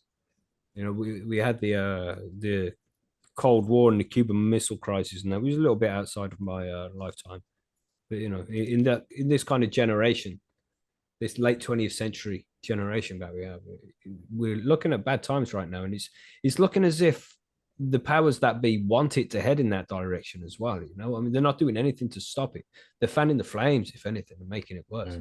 And we're the fuckers who are going to be fucked over in the end. Well, not necessarily us, but our children. Well, I suppose we would as well, because the whole lot of society will collapse. We don't know what it's like to have a big war. We've had these little fucking wars in the Middle East, which they've had victims and stuff. But there's some statistic like in the whole lot of the 20 years that we've been in the Middle East, it's nothing compared to the people we lost on the one day of D-Day. The wars we have now are nothing in comparison to the wars that were fought back then and the losses. But maybe that's going to change pretty soon. Well, it becomes the Truman quote, mad, mutually assured destruction. And we can recognize that. It's all well and good the UK being the world's second largest arms dealer, and we're fucking selling all our armaments to Saudi Arabia to drop on fucking Yemeni civilians, and we're so detached from it because there's like 1 million people displaced, and I can't remember the death total. There's more than 1 million displaced, and I can't remember the last death total I read. And they've got nothing. They're spending billions on armaments to bomb people that have nothing. And it's not about the ideology. It's not about the racism. Is the lubrication of the machine, and the fuel of that machine is financial greed. Yeah. So the people, remember the fucking Hamas attack was that October 7th. People in this country woke up October 8th richer, that had invested in Lockheed Martin, that had invested in fucking Raytheon and all these other fucking companies that make armaments. These are the same people that drink with and go to the fancy cigar clubs and all the rest of it, and probably all their fucking secret sex clubs and red rooms. And I'm joking about the red rooms, or am I? Who the fuck knows these days? And they talk about this fucking shit. And so I think it was George Carlin says you don't need a plan. You don't need a blueprint for there to be a conspiracy for the interests of capital to converge. And that's all we're seeing now is just the cannibalization of that. of that psychopathic, sociopathic, narcissistic, typically white upper middle class fucking Western fucking geezer in a position of power and authority that is so blinded by their own fucking bullshit that as long as the number's bigger every 3 months, they're successful. Doesn't matter if children die, if the world ends, if the water's undrinkable, none of those things matter. But that zero's bigger. That's all that matters. Do you know what I mean? There's another zero. There's a larger number. That's the world that we live in, is that everything is about that number, and that number only exists through this technology. And if the sun farted, all of this goes away. If we had a solar flare big enough, obviously I'm being pedantic there, but if we had a solar flare big enough, I mean, even fucking like an EMP, you're not talking even if about Apophis hits us in 2026. There's lots of things that can go wrong, man. Yeah, man. So we're fragile and we don't realize it because we've had it so lucky for the last 50 years. Well, at least us here in the Western world. The whole world hasn't had it easy. There's been fucking lots of fuckery going on all over the world, man. But here in the UK, we've had it pretty fucking easy. But it's still still proportional, because then those in sort of the gap between those that have I mean, fuck, drive outside of fucking London. Once you get out past fucking the towers and all of the fucking whatever else, and you start to get to the stately homes, once you go into like the fucking, what do they call it, like the heartlands of America, what the fuck do we call it, like the home counties, sorry, and you get fucking out there and you look and you're just like, what the fuck, that's wealth on a different fucking scale. And even just now, since fucking Osborne's austerity, they're just kind of they're starting to feel the fucking pinch of it, the financial crash and a couple of, and they're like, now they're like, oh, darling, we might have to sell one of the 5 cars. Do you know what I mean? They're suffering, but they're suffering in fucking different ways. But the dropout of the middle class in most of what we used to call the developed world, which I always hate the development paradigm, but in terms of what we used to call the developing world, is fucking falling apart. And then China's middle class went through the fucking roof, but then they exported all of that wealth, and China's now suffering the consequence of that economically. And it's just that all money goes, the house always wins. But it used to be, it was thousands, hundreds of thousands, millions of casinos. Now there's one house, or there's one like big pool. Do you know what I mean? And there's just little gatekeepers along the way. And sounds the money, like a conspiracy theory to me. Well, it's not if you follow where money goes over fucking time, and you look at game theory and things like that, like it makes sense. And then if we move into a digitized currency where currency becomes entirely programmable and manipulable, then fucked. If that happens, we're fucked. Well, yeah, think about it. I mean, inflation, at least you had like Kwasi Kwarteng delivered a fucking thing and knocked like 40 billion off our economy. But then Elon Musk could send a fucking tweet when he's talking about Dogecoin or whatever, and sent like the value three times through the roof. Like, people, how can people have that much power on something that affects so many fucking people? Like, Kwasi Kwarteng didn't feel the damage of that 40 billion. He still got his expenses for that day. Exactly. Because he'll have shorted it the same as everybody else. The idea that they've gamified all of this. So they're sitting there going, oh, darling, and they're just pulling the fucking slot machine while at work. And it's because, humans are greedy and they make their rules with emotions. So how would you feel about AI taking over instead? What's your stance there? Would you rather trust a supercomputer to make these decisions for us, or would you prefer these people to continue to do it? Fuck no, we're living under the consequence of a supercomputer making our decisions, and that's Aladdin. It owns or it runs like, I think, $22 trillion worth of assets run through it. Yep. Through BlackRock and Blackstone as a subsidiary. Like, that is the reason we have ESG. That is the reason we have like corporate social governance and these other mechanisms by which that capital vulture-like monster with their long tentacles reaching into every facet of human existence, perverting it to ensure that every bit of value, meaning, wealth, substance from them is excreted back into the streams, so that, as I said, it all flows back into their waters. And we're out here fucking drowning, fighting over cups of fucking water, and they've got oceans. Like,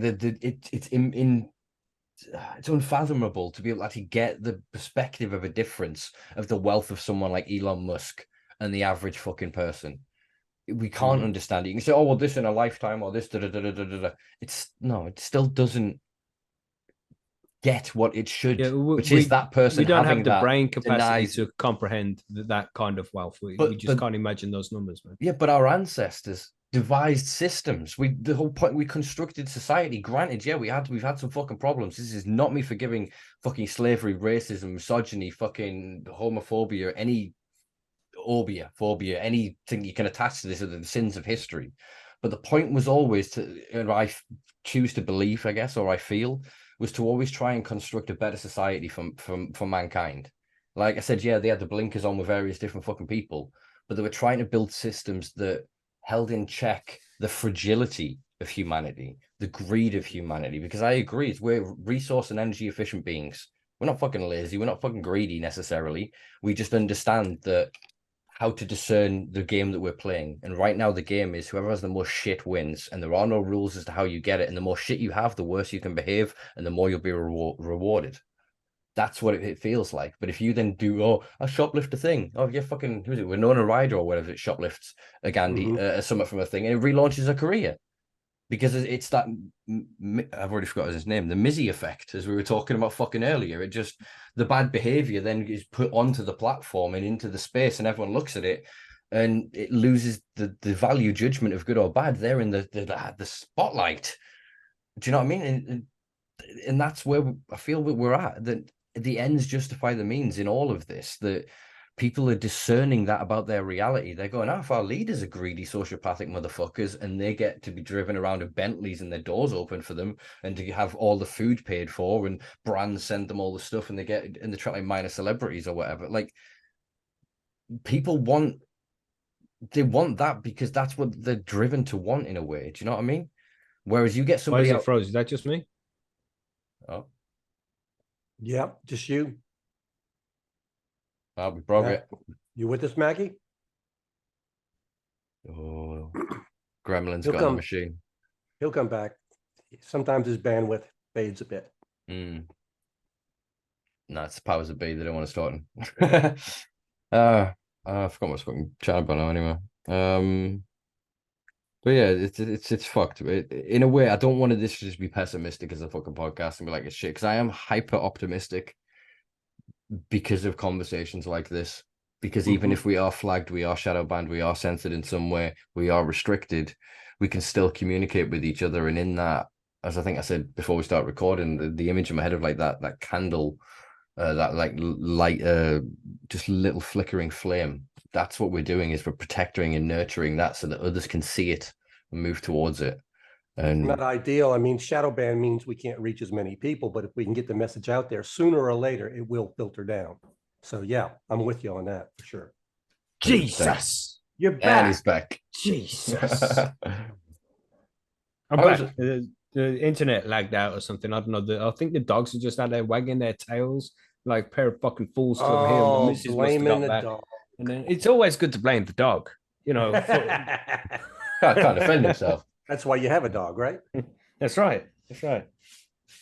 I think I don't know. Somebody turned the modem off the other day, and nobody would turn it off because we all fiend for the internet nowadays. But the dogs, it's like at their perfect level where they wag their tail, they can easily hit the switch. And for the amount of times they walk backwards and forwards, wagging their tail around the switch of the modem, I'm surprised it doesn't happen more often. Nah, I think they're onto something. My cat has got in the habit of when I'm watching something, say if I'm like sat and I'm on my phone watching something, it'll come onto my lap and he'll paw on the phone. And I thought he was being clumsy, but he's obviously his pad's register, so he's fucking literally pausing the fucking video when he's trying to get on my lap. He's pausing it, pushing it away, and be like, "No, attention now."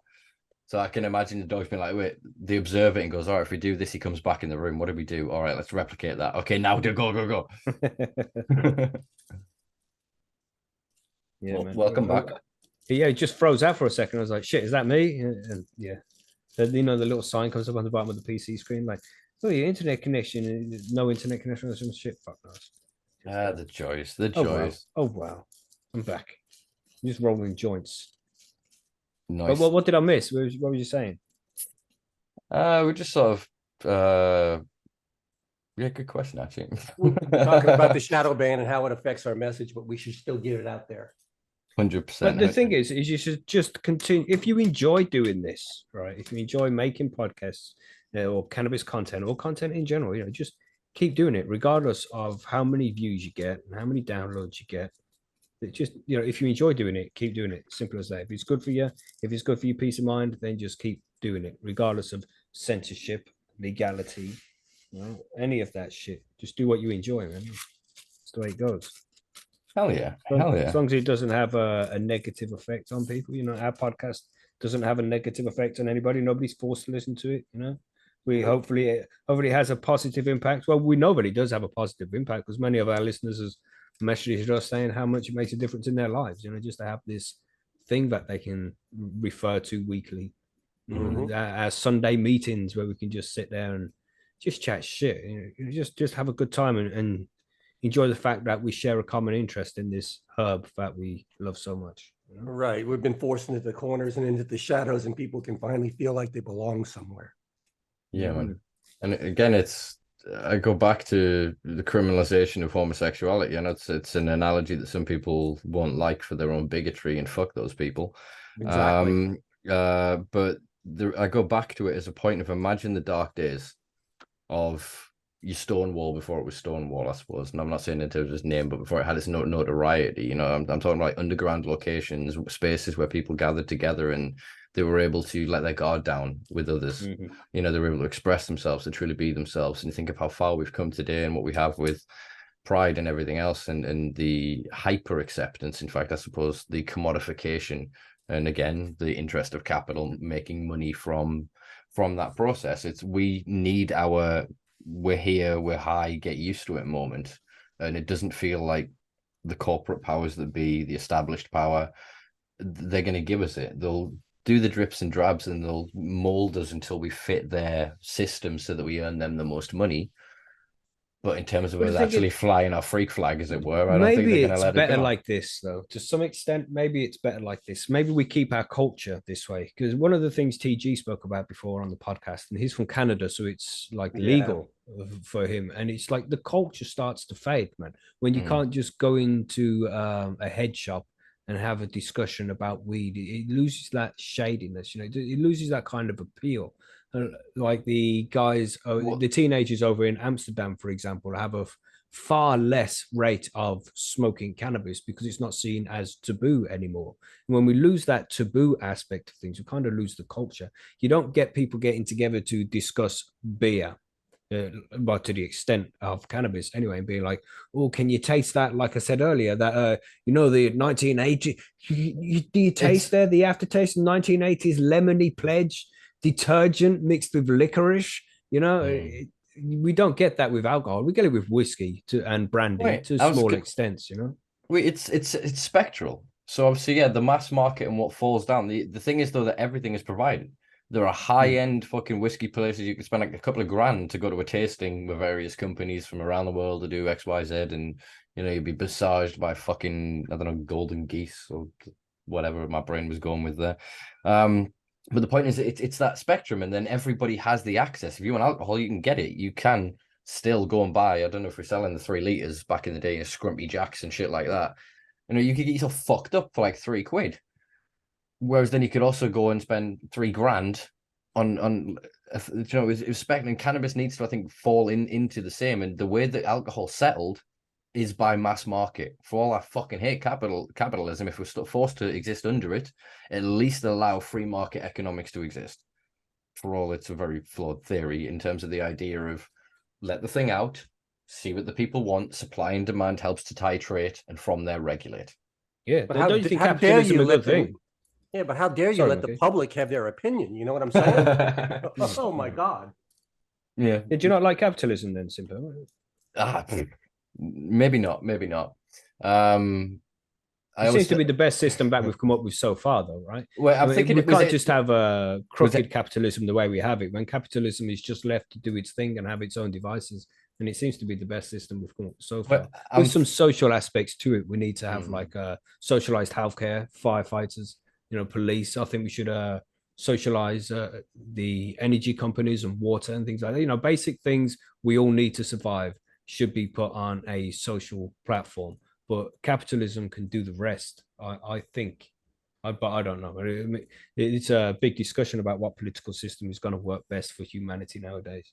Yeah, I'm thinking of, I think it was Henry Kissinger, and fuck Oh, me, God. how that guy is still alive. Because there is I no think justice in this world. That's why. there isn't. It's you see the meme. It's a common constructed meme, and it's death playing one of those claw machines, and it's updated with every celebrity every couple of weeks when somebody dies, and it's literally under the thing is death saying, "Is Henry Kissinger even in this fucking thing?" But yeah, he Savage. yeah, I think I'm talking about. I think I'm right in attributing this quote to him. He said that capitalism is the worst system that humans can live under, except for every other system, every other current system. I think, and it is. It's. I would say I'd preface this without getting too much into fucking like an economics politics lecture. If it's more I should have clarified it as neoliberal capitalism.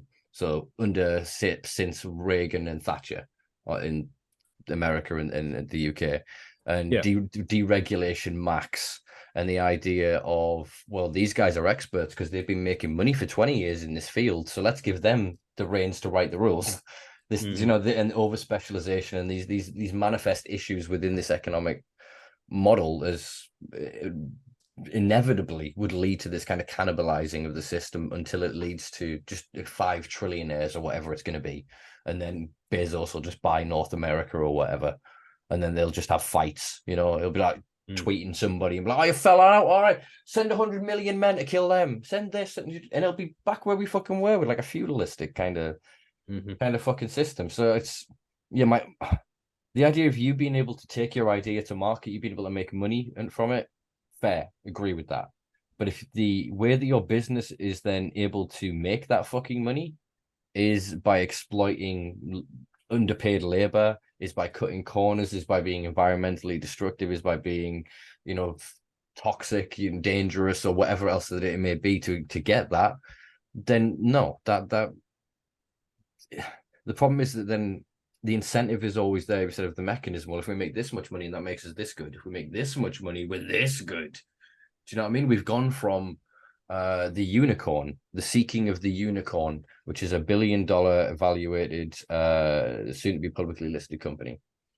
We have now advanced so fast in the past 10 fucking years. There are multitudes of these. Every other fucking one coming out of every university and every fucking think tank is valued at $1 billion fucking plus. What they want now is the decacorn, the 10 billion ranked fucking company.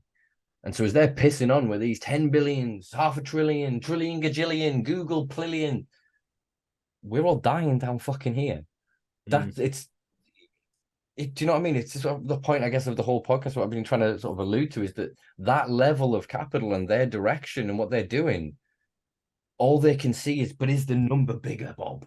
Yeah, then we fucking win. Bring in the hookers, bring in the coke, bring in the fucking champagne. And it's just an endless party of a blood sport. It's like the emperors at war in their heads. It's literally like as it's depicted in fucking Wolf of Wall Street. You know what I mean? They're incentivized to be these great people. And if you do this right, Bob, you get 10 million. You get, if you do it really right, we get 15 million. If you're getting a bonus of 15 million on top of you, whatever the fuck you paid, that, as I said, if that amount of profit makes you a good person, and that makes you a brilliant person. And if you're given that, even though you do all these horrible things, over time that erodes your ability to know the difference between fucking right and wrong. That's all I'm saying. Like the same with the kids of the attention economy. And that's where I think Andy Warhol's thing of 15 minutes of fame is coming. Is before long, fully automation is coming. Not of every industry. South Park did a brilliant critique, which is actually wonderful to watch the discourse at the minute. Is the left acclaiming it as theirs, the right acclaiming it as theirs. And I imagine Matt and Trey sat going, well, we did as we always did. We wrote from probably a more slightly centrist left libertarian point of view than anything else. And they've just set the liberals to eat each other. But we're trying to fucking comment on where this kind of discourse is going, and it's I'm not going to spoil that. Go watch it. Enter the Pandaverse, I think it is. It's a great film. But yeah, it's like I said, that we're moving to a point where automation will mean that only skilled people or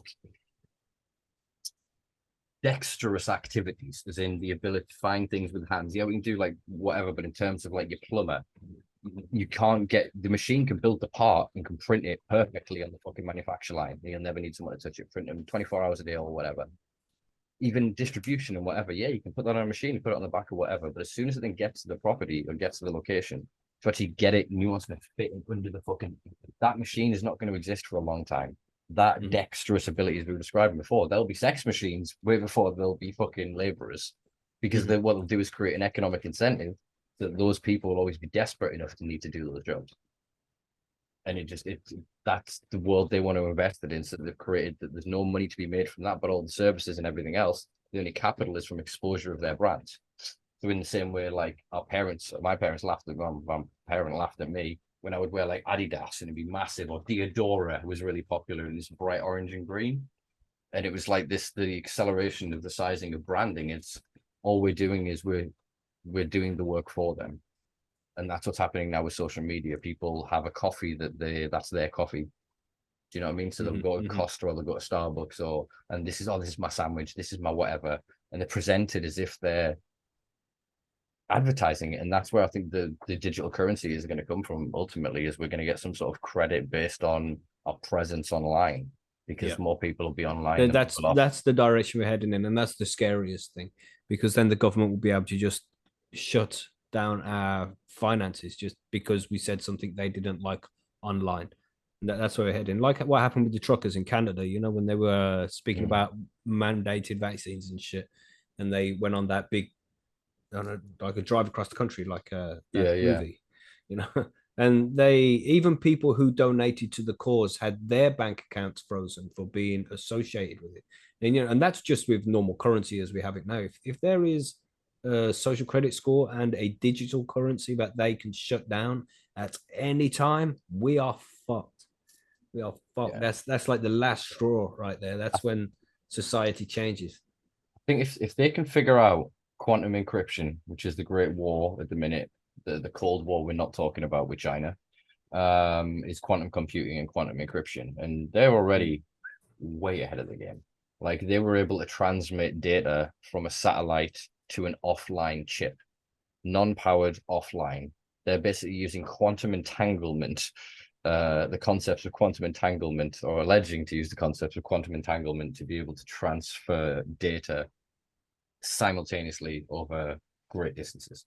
Yeah, that's fucked. It's an insanity. So we're all fucking with that kind of technology, and that I think. Do you remember the film Ready Player One? Mm-hmm. And they're all living in like junkyards and whatever else, and people don't give a fuck what the real world looks like. It's what the digital world is. I think eventually we'll be so invested in the augmented reality, because I think it'll be less you in your bedroom kind of just with the machine on. It'll be more Google Glasses or implant or something where you go through the world and your world is different to the next guy's. You've been tweaked. You can change the settings and go, I don't want to see these people, so those people are turned off on the street. And it's already started. If you look at like the Google Pixel adverts, I literally like viscerally shake and get angry, and I can't quite articulate it because the advert's too small, too short by the time I fucking skip it on YouTube or whatever. And it's like, edit pictures, and you can remove people from background. It takes like 7 pictures and it puts the best faces on everybody, and it's modifying, edit. You can change audio and it's like, we've always been able to edit videos, but in terms of being able and wanting to alter at source your memory.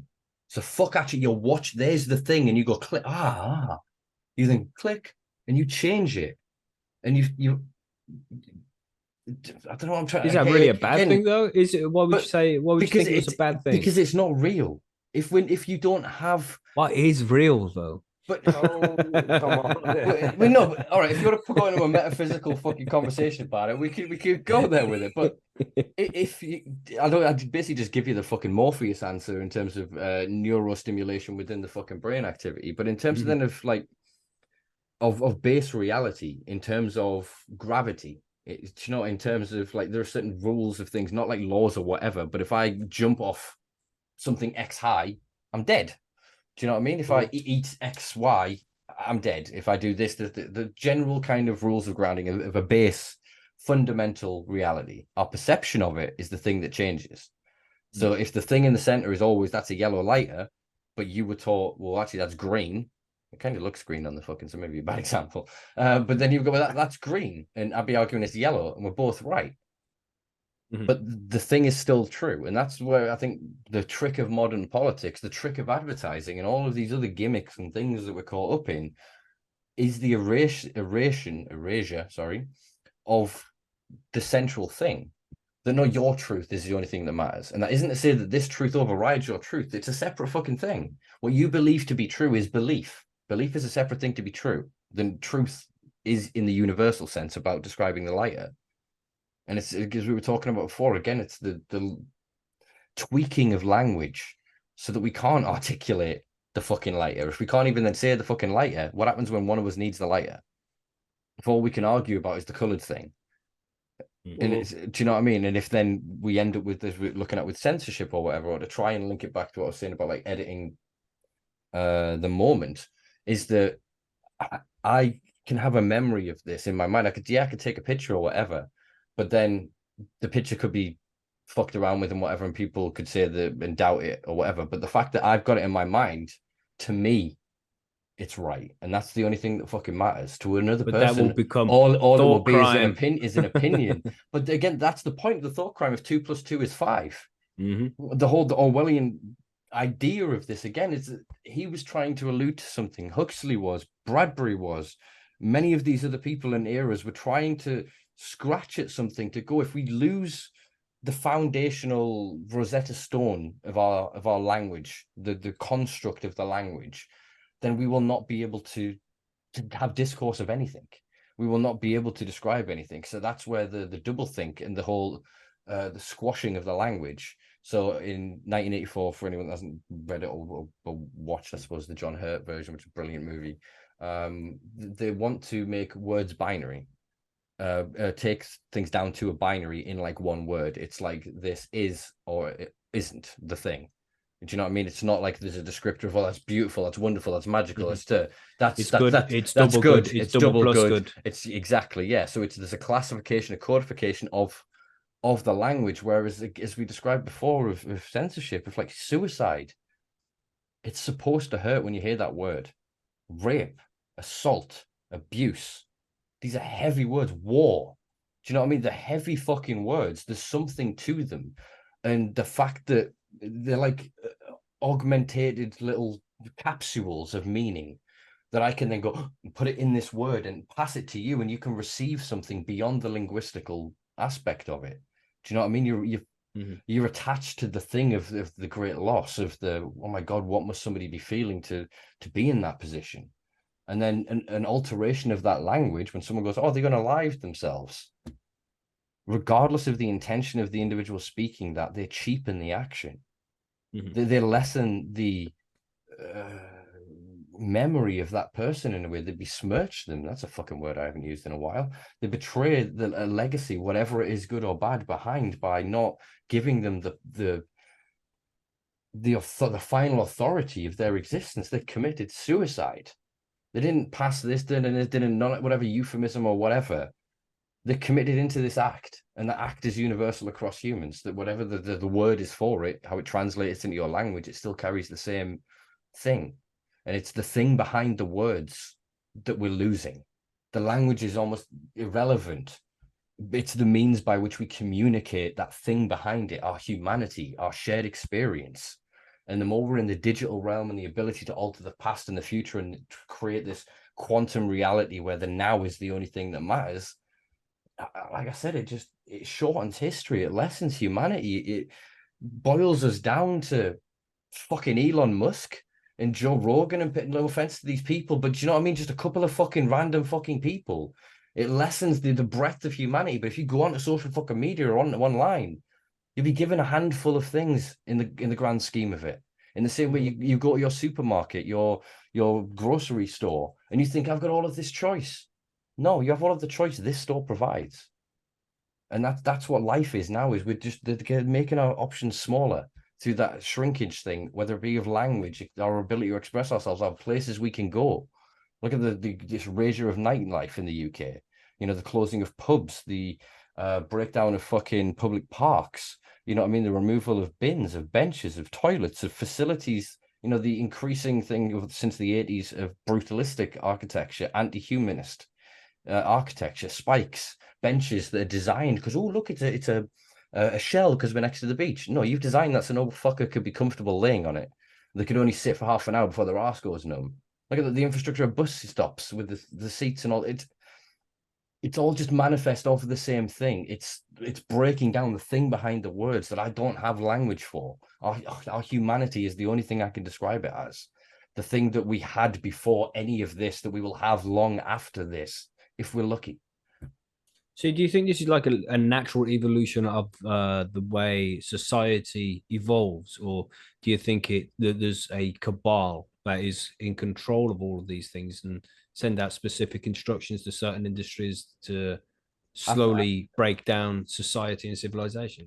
I think there are people in every generation that seek positions of power that may conspire to do so. I think we've never known the natural evolution of humanity because for the longest time since there has been, I guess, this level of consciousness and sentience within us, some have sought to dominate others. And that isn't to then state that, oh, well, that is our natural way and that is the natural order and the way we should be. If we are then conscious of our violent inclinations, if we are then conscious of the potential within all of us, of all of us listening to this right now, myself included, and every person on this planet is capable of murder. As in, physically, their hands could take. They have the capability of. They are of the same species of genus of anybody that commits the most heinous act of humanity, but also the most magnificent, the most beautiful, the most wonderful. We are all the expression of humanity, and so I feel that groups have risen and individuals have risen, narcissists throughout history, people seeing the world beyond themselves, that don't have the humility, that never matured to the point of going, yes, I can do this, but should I do this?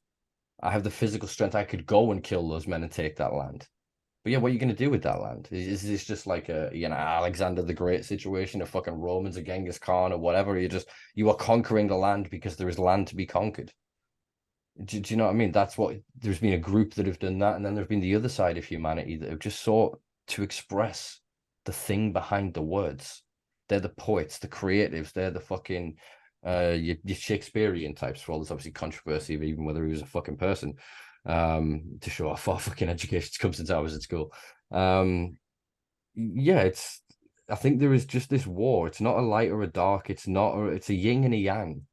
It's a playful dance forever into infinity that is humanity, that we are the greed, we are the selfish, we're the, I want to do, but we're also that thing that goes in, no, I'll share that. And I think we're in every moment given an opportunity to make that decision, as the Cherokees people spoke of, to feed which wolf, the light wolf or the dark wolf, the negative wolf, the positive wolf, the two inside of us, the keepers. I think all we're witnessing right now in humanity is one of the wolves has just managed to fucking dine well for a couple of decades. They are very much in control, but the fact that the other wolf is there and it is expressed in protest, it is expressed in art, in beauty, in music, in poetry, in podcasts, in any which way people can find a way to express it, they are rebelling with everything they have got against that system, or not that system, that imbalance that is present within the system. They don't want destruction. They don't want to be controlled, because then when the other takes too much fucking control, we become righteous fucking Flanders types, to go back to the Simpsons references. Yeah, I think there's so much more to this. I think a lot of us just treat the human experience in the same way that we feel the Chads are looking at cannabis. Oh, it's a fucking plant and it does this. No, we're a myriad of things that express ourselves in countable ways in different environments, in different settings. And you can, as they've done with the twin studies, as they've observed throughout fucking most of modern science and academia, that there is still the difference. You put us in the exact same environment, the exact same stimuli, the human still acts differently. There's still something about our consciousness, our individuality.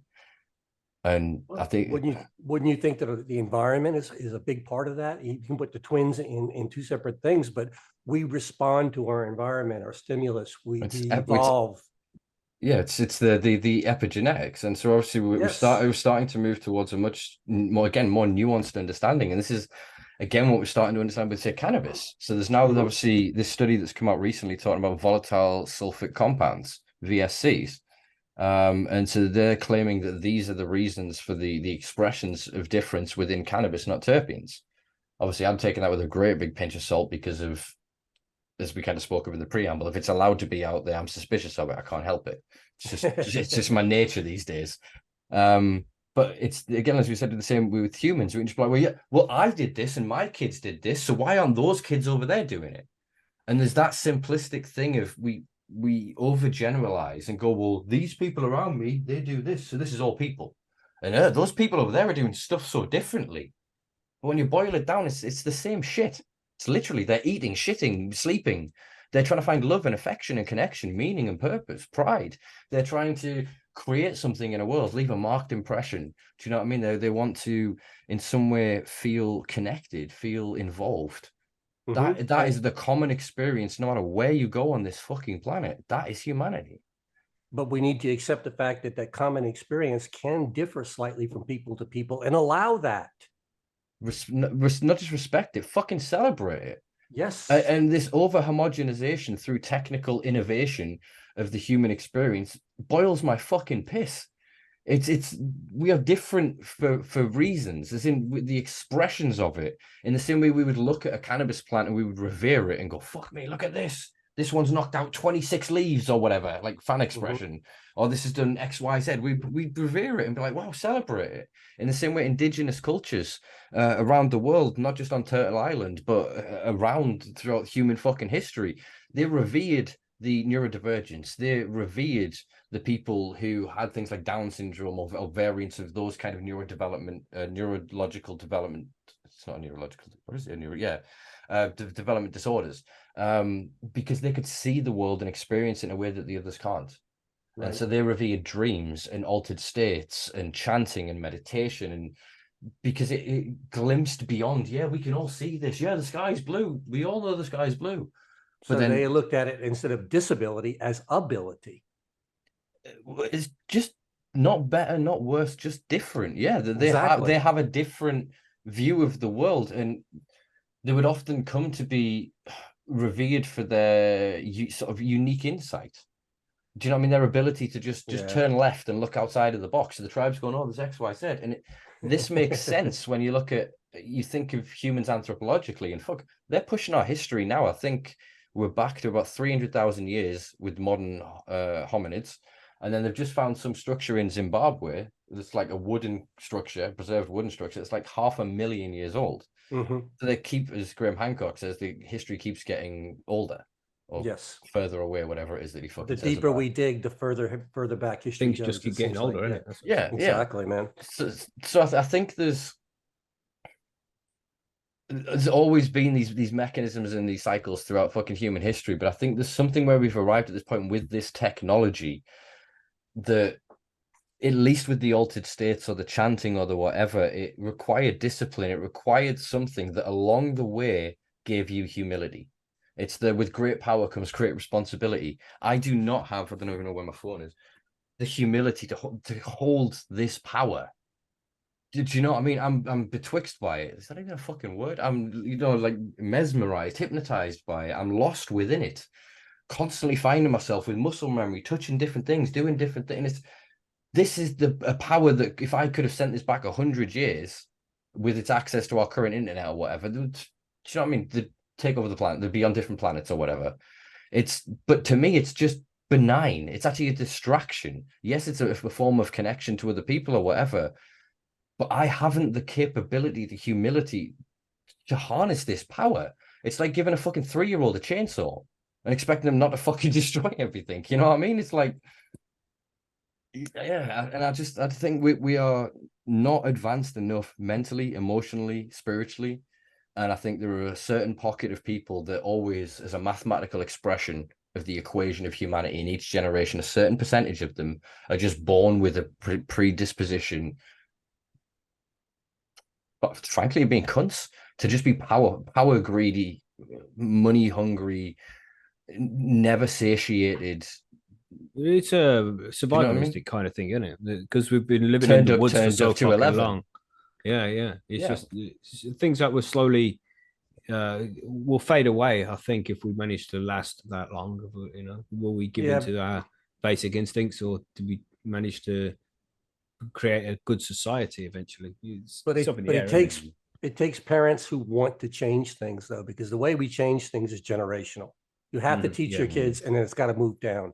When you have generations that don't want to change, and this is going to sound terrible, but want to keep teaching the same bigoted, crazy ideas to their kids, we're never going to get any better. And if anyone's offended by those statements, then maybe you should be offended, because, well, I mean, self-inspection is important sometimes. Well, I think belief and action are sort of a different thing. I don't care if you're bigoted. I care if you act upon your bigotry. I care if you care to afflict it upon me. Like, I am happy to walk in a society that and I do it because we all fucking do it. If you see something that shocks you, something that is, you're going da da da da da, and something goes, and you have a reaction to something that then somebody could then take fucking offense at or whatever, or there's something that you feel, there's then a mechanism by which you kind of be like, and you'll say quietly to somebody, oh, rah, and they're, oh yeah, and it's in that shared connection of the other thing. I've got no problem with that. Even if you're using horrible, like, call it locker room talk or whatever, as long as that between you and somebody that is of like a close familiarity, that they know that it is within a joke. It's not you inciting onto a random individual your actual hatred of another. If it's just you chatting bollocks with a closed person in a closed circuit, conversation, I've got no fucking problem with that. As soon as you go and act upon these things, and obviously, there is an argument to be made that the more ignorant you are behind closed doors, the more likely you are to be sort of a cunt in the main. And I agree with that, but that's in your home. You have that privilege. Again, if I want to be privileged to grow my weed in my house and be left the fuck alone, you have to be allowed to be as bigoted and hateful in your fucking home. Obviously, you can't then commit fucking crimes or whatever.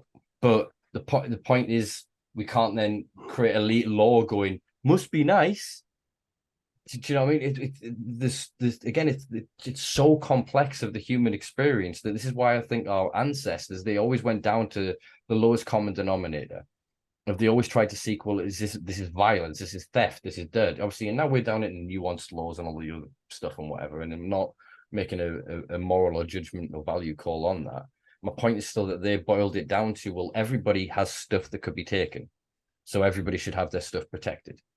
But then that became, well, if you can afford the insurance, your stuff is protected.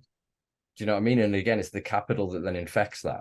So it was then the Nev Bevan, I can't remember his name, the guy, former PM after the war, who gave us the NHS. And he spoke of like Neville Chamberlain. Was that before the war? No, that was before. That was before Churchill, wasn't it? It was after Churchill. I don't say it's not Neve, it's a Nev Bevan. I kind of pull his name out my ass right now. But yeah, he basically was the champion of sort of the NHS, and he was saying, well, what measure of it is of a society if people have to fucking pay for their healthcare? Obviously, that's not the quote, that's a butchered quote of it, but that was basically the gist of it. And yeah, I think we're just lost in society. As you said, the needs are not fucking met because of the needs of capital, and we are just a stage for their performance. Do you know what I mean? We are background characters. We are their waiters. We are, the Fight Club thing. We are the one who drive their cars. We fucking look after them night after night. We make sure that the systems run.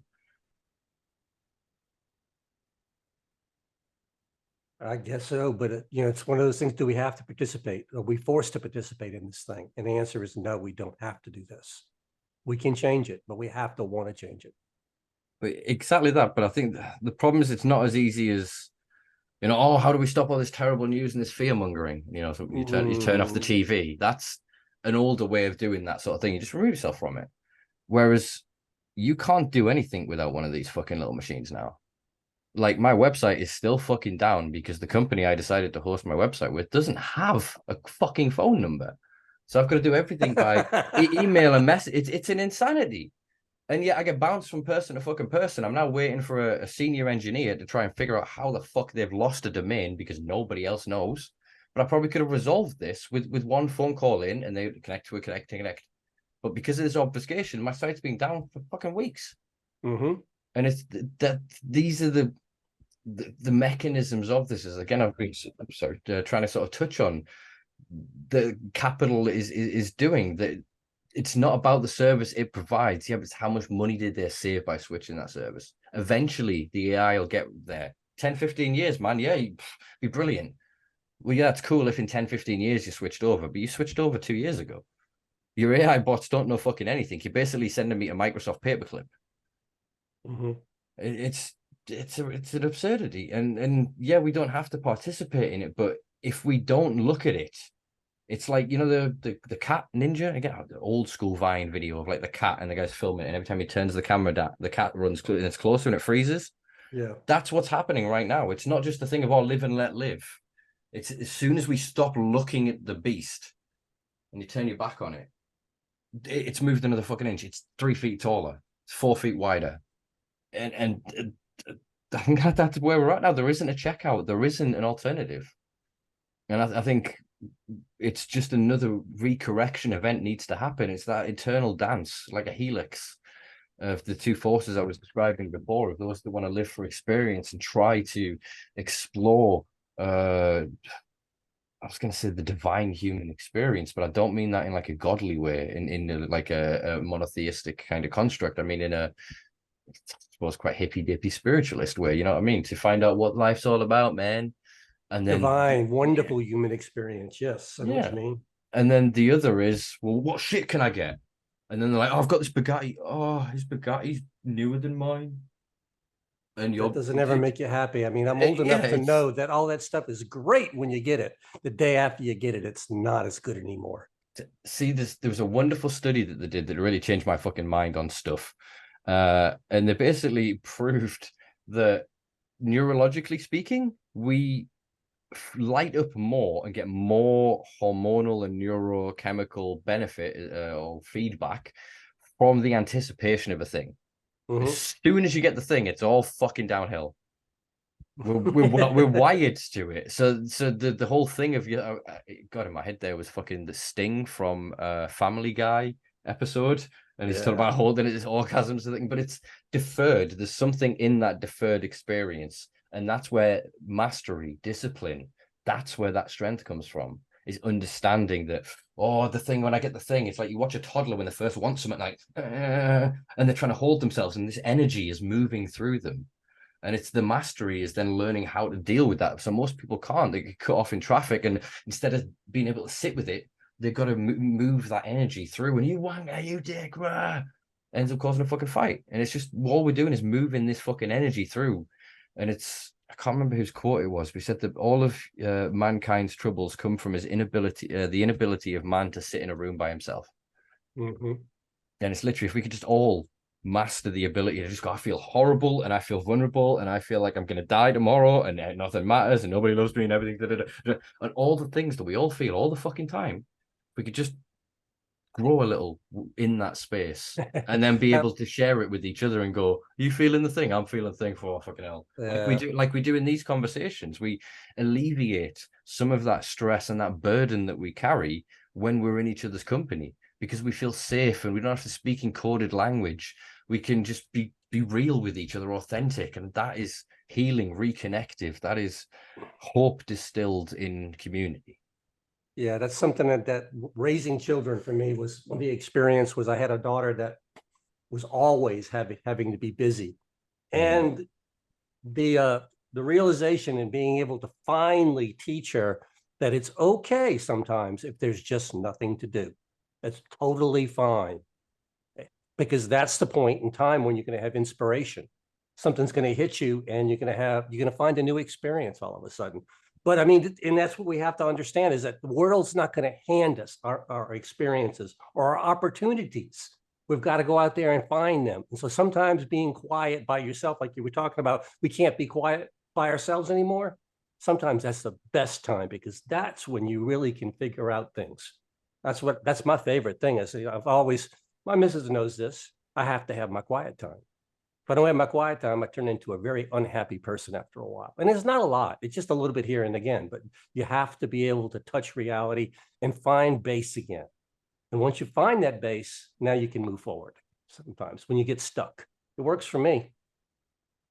100%. I mean, I go into the woods and leave my phone. I'll try to go camping a couple of times a year for a few nights, and oh yeah, you just, as soon as the stimuli isn't there, the option to go for it. Yeah, there'll be a pang every now and then of whatever, but your perception of time changes, your perception of yourself changes, and your position in life sort of changes. And it's like those moments that most people, I imagine, or from a lot of people I've spoken to, you have kind of on your birthday, or sometimes on like Christmas, or like a major annual event where you stop, and it's almost like Satori is described in like Japanese Zen Buddhism, where it's brief enlightenment. You are connected all the way through. You are in fucking bliss. And then you realize at the moment sort of after, but for a microsecond, for a moment after, it feels like you can look down your life, and not just backwards, but forwards. And you feel there is this thing that you get to check in with, and your life goes off on this roller coaster. But on these annual events, it's like you draw it back, and you have that moment where you think, and it's that reflective sort of, where am I going, what am I doing? And you're able to check in with that and build as a person. Nice. And I think, as we were talking about sort of with social media and a consequence, I think that the fact that Facebook is showing you your memories every year, this, it's, when we were talking about then altered, if every year I look back on that and I'm showed that altered video, that altered photo from that event, it's not real. And I'd rather have something be shit and real than beautiful and fake. There you go. See, do you know what I mean? And it's, oh yeah, social media does this to us all the time. They put us in an echo chamber. They put us in there, and they show us, and they send us things that we want to hear, things that we want to agree with, and it makes us feel like we're wonderful. But it doesn't show the other side of the earth. It never does. And the only thing that does is it makes you think you're all powerful and you're all right and everything's fine. And as soon as you meet the person with the opposite opinion, argument's going to break out instantly, because you haven't been exposed to this before. It's crazy. I don't like that part of social media at all. It's like I said, it's not just an inability to talk because of the favoritism of the algorithms of negative content, controversial content. They get further apart. Do you know what I mean? And they become more more extreme. And so then it's not even that they believe, whether the belief in the core thing is relevant anymore or not. The ends, as we've sort of speaking of before, justify the means.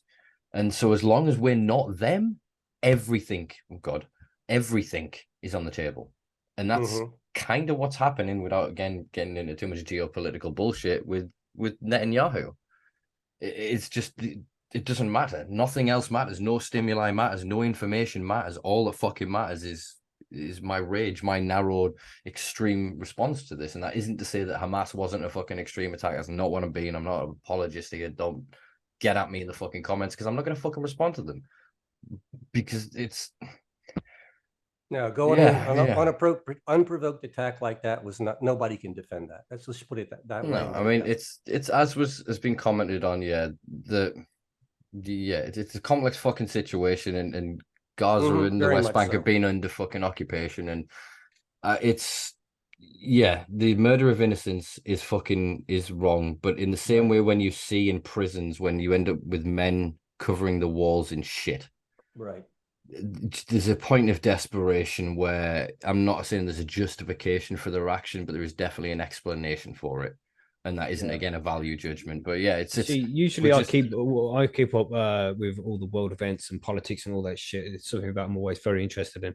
But this thing here that's been going on for the last couple of weeks, I know nothing about it, and I haven't even. That's exactly what I was going to say. I don't know enough to make an accurate statement, other than the fact I was completely appalled by the actions on both sides. When you go out looking for information to try and figure out what the fuck is actually going on, everything's biased on one side or the other, and it's hard to find an opinion in the middle that can explain what the fuck is actually going on here without having some kind of agenda behind it. I'm just finding it difficult to find, because that's a perspective like that. As we said, it's the manifestation of this mechanism where you're describing the two folds of extremity, that you have to come out to the other. And if you form anywhere on the spectrum between, the people, the ideologues from either side will put you with one or the other groups.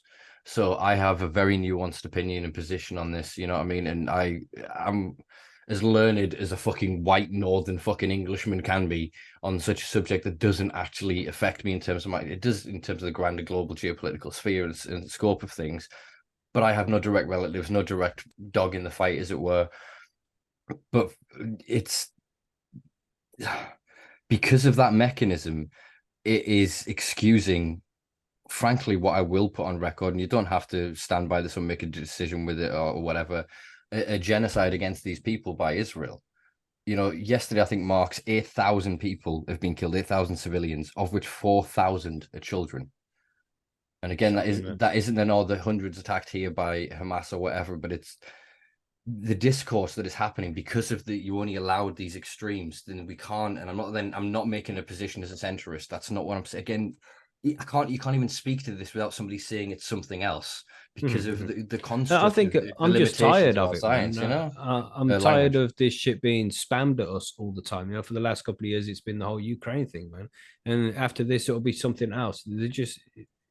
I don't know. It just feels like I'm tired of having this agenda just pushed down my neck all the time. How about you? You know, just give us the fucking facts for a change. That's something that we don't have nowadays.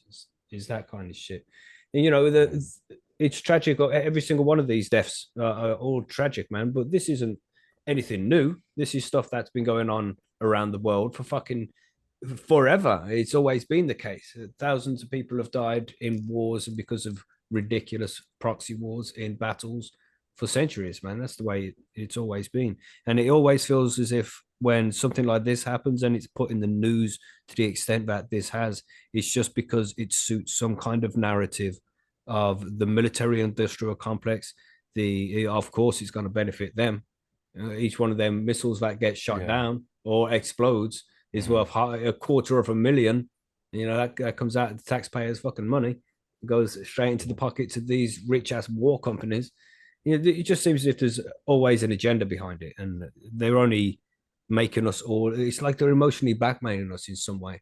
You know, you must pay attention to this because this is what's going to take us into World War III. This is what's going to force us to go to war in the Middle East again. This is what's going to force us to draft your kids into a war that's got fuck all to do with you so we can blow them up to fucking pieces. I don't want to play this silly game anymore. I'm sick of this shit.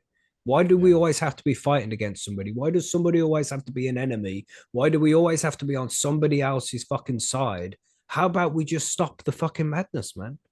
You know, but people have got to make money. These crooked fuckers at the top who make all these rules, they don't give a fuck about us, man. They don't care about sending our children to war, and it won't be their kids going to fucking war either. It'll be ours, and it'll be us who will be fucking dying. So I just feel it's a bunch of fuckery as usual.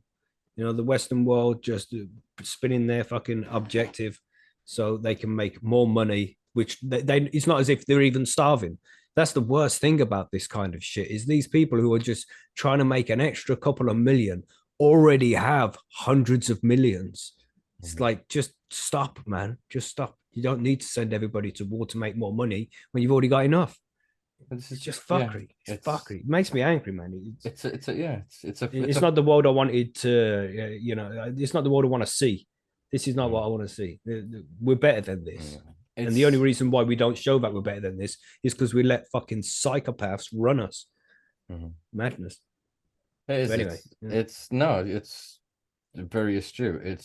We're in a position where peace is expensive and war is profitable. So, like I said before, you don't need a consensus to have a conspiracy. You don't need a meeting and a little group and a little logo and a banner and a monthly fucking email fucking list. You know, there just needs to be a convergence of interest. And when those kind of machines allowed to exist in a commonplace within warfare, but again, the one point I'll make again on Israel and Gaza and the Palestinian situation is Palestine doesn't have an army. There isn't an army in Palestine. It's not an army fighting an army, which is what makes a war. Israel are the most advanced military system on the fucking planet. You boys in America are like, yeah, look at all our toys. And you're like, yeah, all your best toys go to Israel first. Do you know what I mean? Right. They have different laws about development and of regulation of certain weaponry.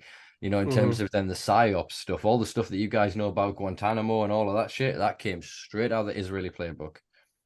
And the proportion of it, and it's just it's immoral. There's at least a growing acceptance now that there are open war crimes being committed. I mean, I as an observer can see this on fucking TV every day. You know what I mean? They're telling on themselves when they're saying they're going to blow up fucking hospitals and all the rest of it. And the amount of shit that I see coming out or on social media, it is fucking sickening of what they're actually doing to random Palestinians they're detaining. Yet you see the videos of the elderly women being released on humanitarian grounds because Israel doesn't want to fight for their release. They're thanking their fucking captors. Do you know, they're literally like wishing them fucking well. It's an insanity. I saw a video today of a woman fucking screaming at Benjamin Netanyahu because she just found out from her fucking captors who showed her the news thing where they basically refused to accept their return. They refused to engage and even use the word fucking ceasefire, let alone discuss one. So the optics of it, and like I said, it's the fatigue. It's in the same way like the Tories can literally, a multitude of them, not even allegedly, are convicted rapists, fraudsters, and fucking vicious motherfuckers. There's just there's no accountability. There's nothing to anything anymore. It's like I said that I'm losing my ability to fucking formulate meaningful fucking sentences when discussing this, because it's all interlinked. Everything, and it all comes back to drug prohibition and to cannabis, which is something we all love and we barely talked about on this podcast, but hey, what happens every week? That's how we roll. That's how we roll.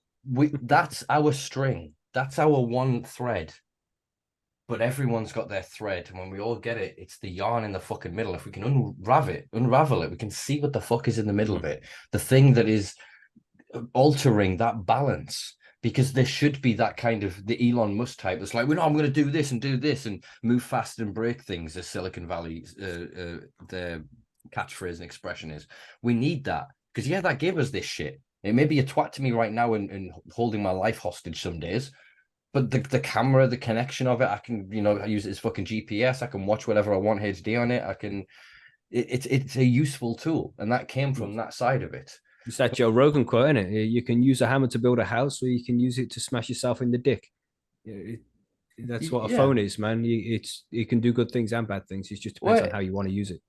Yes and no. If the hammer had a feature that it would turn on and just start hammering, I think I get the base of it, but that's why I think the phone is such a unique thing in comparison to anything else, because it represents so much more. But it is the miniaturized telescreen of 1984. It is the perfect little narc with its front-facing camera for selfies. You're like, no, it's a front-facing camera so it can see you at all fucking times. If you look at the Edward Snowden revelations about the power of like GCHQ, you want to talk about Israel's fucking Secret Service capabilities and the NSA in the States. They have such abilities, with things like Pegasus and all of these programs to corrupt this all, and through the marketing and the advertising and all of it, we need the latest one. I need the new one. It's I don't know how we've got into such a position of being so removed from that other part of us, that I suppose we see it manifest at music festivals. You still see it in pub beer gardens every now and then, or I don't know, street corners on a Friday night sometimes when cultures clash, but there's just enough alcohol in the people that it's lubricated the interaction. And you watch this beautiful crescendo of humanity, just this car crash, but in a magnificent way, of people just colliding and not knowing how to interact, but it just not being of malice or people being vicious or judgmental. Do you know what I mean? They're just passing ships. Do you know what I mean? And just for a moment, they're in the same sphere. Like that's my fucking favorite thing is watching I was going to say interbreeding there because I was thinking of fucking cannabis plants, but that's not what I'm fucking saying. I'm not about watching that shit. There's plenty of websites on the internet for that if that's what people are interested in. But no, the interactions and the differences of the culture and how we overcome them. Do you know what I mean? When I've gone traveling to places and I don't speak the indigenous language and they speak very little English, and the joy that I've had in struggling together to communicate. And it not being a case that you're ignorant for not knowing English, you're ignorant for not knowing fucking this language. there's just again that distilling of humanity in that moment, and hands kinds can do a ton when you don't know language. I mean, just a few simple gestures, a smile goes a long way. Mm-hmm. Like raised eyebrow, like the whole thing of it. I struggle more and more with technology. Like I said, I'm really struggling with this with my phone, and so I struggle to talk to people on the phone, and I struggle to fucking even when I do like video chats with people, because same thing. I need to be able to read their faces. I need to say, are you interested? Are you looking at me? There's 1,000 things I can tell from you that I don't know that I can until I can't tell them. Do you know what I mean? Mm-hmm. And it's a more intimate form of communication. And so now, like, there's a big movement post like COVID of like, I mean, it was always in sort of like inner city, especially like black culture of like, balaclavas and face coverings and things like that. And I just worry of what that does to people like myself that are a bit neurodivergent, and we rely on these things as a large part of our form of communication. And again, this foreness of these communications. We started on like MSN, and when we talk on like MSN, you say goodbye to every message. You would close off these things, whereas this is just a Pandora's box of thousands of open messages and conversations that never end, of reels of content that never end, that are specifically scientifically, algorithmically constructed to get my attention, to compete for my attention. So it's such a completely different fucking thing than that old school Nokia that, the worst you'd do is you'd miss your bus stop because you really wanted to get that thing on Snake. Yeah, but you know what? Let's call it what they call it. It's there to feed your addiction. That's what it's trying to do. It manufactures and feeds it, and then it goes. Yes, it have you? We recommend this other addiction. Oh, here's another one. Yeah, I'll try this one. You'll really love this addiction. And by the way, yeah, I'm pretty lucky. I don't have any kind of shit like that. Like, I don't feel addicted to social media, but you can see how people do get addicted to it. You can see how youth get addicted to it. For us, like for our generations, it hasn't always been a thing. So for me, I'm of that generation where I'm good on both sides. I can talk to people in real life, or I can do it on the phone, do it by email, I can do it by text. I've never felt any addiction towards social media and shit like that, and I can take it or leave it anytime. It really doesn't bother me. But I always have to keep the thing about a phone has done for me, and to be realistic, I've only had a phone to say, one which I'd carry around with me often, for like 4 years maybe. wow. And before, I just didn't carry one around. I don't like the idea of it. And I've said before on our show that the worst thing about it is we could be having a conversation right now, and my phone could just be going, yo, hello, answer me. And then I've got to stop the conversation which we are having. We've dedicated our times to each other in that way for this thing that's just making a fucking noise and crying out for my attention. I don't like that. It's like, I'll put it on mute and put it away somewhere so it's not a distraction whatsoever. Then if I've got a missed call, I've got a missed call. That's the way it goes, man. It's never really captured my attention in that way. So I'm pretty lucky in that aspect. I'm happy to just leave the fucking thing at home. Well, not so much nowadays because I listen to a lot of podcasts. So, if I'm going out to walk the dogs, then I can put a podcast on and listen to it as I walk around. But there's many times where I don't even do that. I just walk around and walk the dogs. No headphones, no music, no podcast, just walking fucking dogs and listening to the sounds outside, man. So I'll go outside and wear headphones just so people think I'm listening to something, just to give me that added extra layer of kind of. I've got an ambient sound button on my headphones. When I press it, and it's like you haven't got headphones on, but people look at you and like I'm listening to hardcore fucking trance from the 90s for all they fucking know. You know what I'm saying? Yeah, man. No, it's for me, because I'm constantly looking for answers. So I'm using it less for social media, more for I watch a lot of YouTube videos, watch a lot of stuff on YouTube of just falling down rabbit holes. I read a lot of articles and content from various spaces around the world, and just my Google search history is pretty fucking insane. But I don't care. That's not ever going to be sort of a consequence to me. And to be fair, it's so, because I do research for writing and other things as well. The algorithm never knows what to pitch me. So when I go on like the Google News feed thing, it has no fucking clue. So I get stuff from all over the place. Even my YouTube, it doesn't know what to do because I'll watch some extreme right content, extreme left content, center content, fucking da da da da da, because I'm trying to actually learn some shit. I'm not trying to get my opinion reaffirmed. I'm trying to fucking learn some stuff. So because of that, there's always more new stuff for it to show me. And so it's never really, it's not the reward thing of I post this and I get this many likes a day. That's not a thing to me. It's but can I learn more about this thing? And because there's always more info, it's that what I get lost in. And I can just literally be like, oh my God, I'm down to 12% battery. I charged this first thing this morning. What the fuck? And I'm like, oh crap, I've lost like 4 hours. Yeah, but you're old enough to remember back in the day. Let's say you're sitting in the pub with your mates and you'd have a discussion on something, and it would be like you think one thing and somebody else thinks another thing.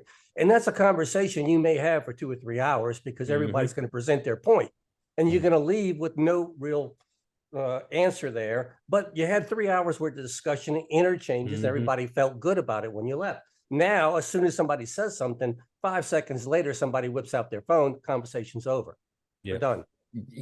Exactly that. I mean, it's what it's the end of Dogma, Kevin Smith's Kevin Smith's Dogma movie. And fucking what's her name?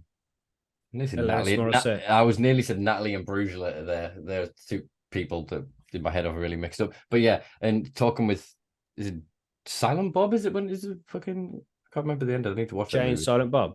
No, whoever she's talking to at the end, but she's basically saying like or is it not? Is it George? I can't fucking remember that movie. There's somebody talking. There's a character. There's two characters talking basically. Chris Rock. At the end of that movie, I could literally just list off the whole fucking cast. But there's two people at the end of that movie. They're saying like, what about your sort of belief? And it's like, no, I've got an idea, and it's an idea is better than belief, and an idea is easy to change. Beliefs tend to become entrenched when opposite data is applied, especially the extreme. The more that is then applied, it can then entrench you in your belief because your belief is beyond data or information. Do you know what I mean? But if you have an idea, ideas fluctuate, ideas change, ideas are not solid state. They're not defined by that. They're quantum in the sense that what you have learned in the past, what you may learn in the future, they're fluid. They will change and modulate dependent on your perception. And so it's always better to have ideas than it is rigid beliefs, because even if your idea changes, you can then still have, I guess, the feeling toward that. You still feel that there's something different, but the idea is separate from you. So rather than someone attacking you, they're talking about your idea. They're not even attacking it. They're just critiquing an idea. And so you can be two people together rather than batting back and forth this bullshit language. There's an arena between you. And you put in like fucking Pokemon or Digimon or some shit. Again, I'm showing the age that I grew up in here. And there's a thing there that's what's battling. It's the ideas. So then it's sharpening and honing your skills as how to articulate your arguments, how to present best your evidence. Your thesis, as it were. That's the thing, rather than just being like, well, I got really good at ad hominem attacks and you're a cunt and you're a cunt and you're a, do you know what I mean? Like, well, that sounds like Facebook right there, Yeah, but in our society, we'll still kind of lean towards the guy, because that guy, he said it with confidence. He may be belligerent, but the way he presented it with confidence, we kind of lean towards. It's a fucked up state. That's the art of debate, isn't it? It's not about your point. It's how you present the point. Yeah, and if they get to control the arena and forever tweak it and change it, then the things that we bring don't matter anymore. And I think that's why it feels like nothing quite has any meaning or substance in the same way that it used to, because everybody is, I don't want to say like two-faced, but they're just constantly fluctuating the face that they present to the masses. And it's, there's no constructed ideal behind it that then people can stand on. They're just literally whatever that you say they are that week. I hate that part of it. But I can understand it. It's, nobody wants to feel cast from the tribe. No, if everyone's changed their opinion on something and you don't disbelieve it, and you can't be asked, as we were talking about before, the comments on social media or whatever, then your lack of disengagement in it, this isn't to blame anybody or ourselves or anything, then it creates in a way those echo chambers. So do the algorithms and everything else. That then, well, if nobody's disagreeing with me, it's just like manifest destiny. I must be right because nobody said I'm wrong. I don't have to do the evidence because I don't have an opponent. So yeah, victory. It's a weird mentality. Yeah, man. So it's just technology that we're not used to. We're not. It's still a new thing, you know. It's like 25 Yeah. years. It's reasonably new shit, man. So we're not capable of it, and I'm scared to see what the hell's going to happen to us. Like, you've seen the thing that they're saying We'll that be all like, right, man. our appendages are changing. Like they're already Yeah, seeing determinative changes in the dexterity of our hands because of, as I was Right. saying before, about like the way the phone, Mhm. and you got to reach across the screen, and that's larger than most people's grips, and it's so rather than these Yeah. being ergonomic to our hands, they've gone, this is the size that we can get the most profit from, or whatever the fuck it is that they've gone for these sizes. But there's And nothing wrong with that, though. That's just the way the species will change and evolve over time. It's just happening quicker because it's just minor things, you know. Just building up strength in the little finger has changed the size of it a little. But yeah, the way Darwin spoke of evolution, though, was of a natural process. No other species. But why isn't it a natural process when we're doing it and we're natural? It's just like an animal making their thing, you know. Again, in a metaphysical kind of debate, then yeah, everything is natural because it is within the natural realms and it can exist, therefore it must be natural. But in the sense that there is no real other, like the salmon didn't create escalators to get up the fucking waterfalls. Yeah. Do you know what I mean? Because if they did, then they wouldn't have the strength to get up the waterfalls if the escalators suddenly weren't there. But what I'm maybe saying is, in 5 million years, they would have evolved to the extent where they are capable of building escalators. The only one that I can only really think of is maybe beavers. Is in terms of then using some, because what I'm basically trying to allude to is something from the environment through sustained interaction with something in the environment that has then changed their evolution.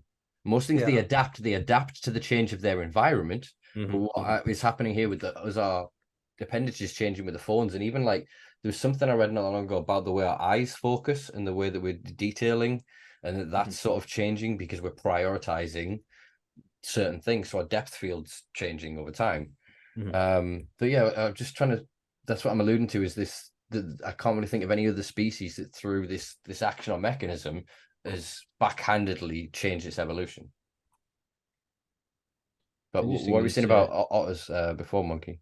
No, I mean, I could see we've also had other instances of evolution through time that's physically changed us. And I'm going to look at automobiles. I mean, so many much more these days are in poor physical condition. And if we had to do nothing but walk or run, we wouldn't be able to do it. And the reason of it is the convenience of something like an automobile. Just like you're talking about with these phones, the convenience of the fact that the phone now does the thinking for us. We don't have to do any critical thinking. We just ask the phone, we trust the phone. So we don't have to even do any kind of reasoning or digging. Just, hey, Mr. Phone, what is the answer? Bam, we're done. So yeah, it's going to change. It's going to change us evolutionary for sure, because now we focus that energy on something else. Is that something good or something bad? And I don't know what that answer is yet. I mean, the world has definitely changed. I've lived long enough to see major changes in the world. And it's just crazy stuff going on now. I mean, the missus and I, we make fun of subtle things that we notice these days. Things like, okay, used to be, we had a fast food joint here called Burger King. It's no longer Burger King, it's BK. You have to say BK because Burger King takes too long to say. Used to have a pizza place called Pizza Hut. Now it's called The Hut or just Hut. You see, it's just Mickey D's. We went from McDonald's to Mickey D's. We go fast. The world it's expecting more of us. It's giving us these advantages, but at the same time, it's handicapping us in a way that we have to adjust and do other things. So I don't know. I don't know. I don't think it handicaps us really. I think it's just hard to accept change, and that's what is happening all the time, you know. And I think it's just our generations, man, to think that everything before now was good and everything now is a bit shit. Oh, I'm not saying movies, films, and I'm not saying that. I'm just saying that society is, as these technologies come harder into play. I'm seeing other things, just like simple things like business names. Okay, that's adapting to the phone, if you will, because I can type that in my phone faster. I can type BK much faster than I can type Burger King in my phone. Well, yeah, look at the removal of details from branding purely for applications. Absolutely. So they literally, all of them, you look at the old Instagram, the old whatever, there was these quite often very well detailed logos. Look at, say, the evolution of fucking Starbucks. I mean, fuck Starbucks, but the evolution of, say, that logo with it increasingly zoomed in. It's basically, they're evolving that logo so it's ever present on the one thing that you actually remember of it, and it's erasing anything that's superfluous.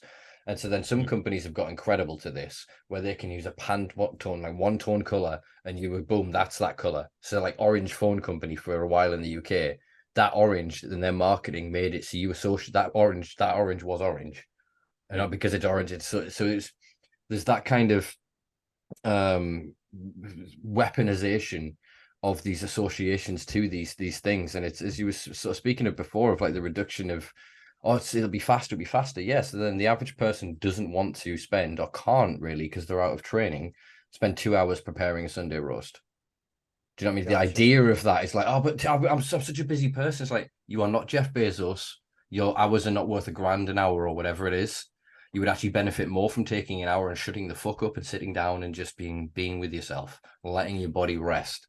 Then they've got us running this hamster wheel ever faster, and we're the ones being, air quotes, efficient and figuring out how to save our time. We're the ones speeding to work, you know, getting flashed by the camera and everything else, and having to park in stupid places, and all of these maladaptive behaviors that you're seeing. They're consequences of the hamster wheel, of that, again, that overarching capital system that is making money from that. So when you go, oh, I can't be asked, let's order that BK. Yeah, they're the stakeholders in BK. They make money from you doing that. Oh, you do want to get this? They own this. Oh, I can't be asked going to the cinema tonight. You know, let's rent some on Netflix. Yeah, they're the stakeholders in Netflix. They make money from this. Like, it's manufactured consent, as Noam Chomsky spoke of. But in economic terms, if they control the illusional spectrum of it, like Pepsi and Coke, they figured out during the air quotes cola wars, like, we're secretly working together. We're not, but we are, but we're not. Do you know what I mean? They figured out, again, this, not conspiracy, but this consensus, this understanding that actually the illusion of this war and the people taking sides, which are you, boosted sales on both sides. Right. Do you know what I mean? And you see this now when you walk into a supermarket, you're like, oh, there's this noodle brand or this noodle brand. You're like, yeah, they're both owned by Unilever or whichever mass marketed Kraft or Kellogg or whomever. You know, it's the illusion of this, and they use like brand identity and loyalty and things like even just color and palette and fucking font size and all these different things that they've weaponized through psychoanalytics and Edward Bernays, fucking Freud's cousin, to trick us into all of these things. And we think we've been good little consumers, and yeah, look, I'm doing the thing and I can afford this, and this is a measure of how successful I am. And it's like, yeah, but when you go up that chain, all you're doing is padding the pockets of those millionaires, those billionaires. And I'm not then saying let's revolt and burn everything to the ground. Not quite yet. But I've evolved a lot over my time. Put the torch away, Simpa. Put your torch down. I initially was a burn it to the ground. Petrol's too expensive in the UK. It's not happening.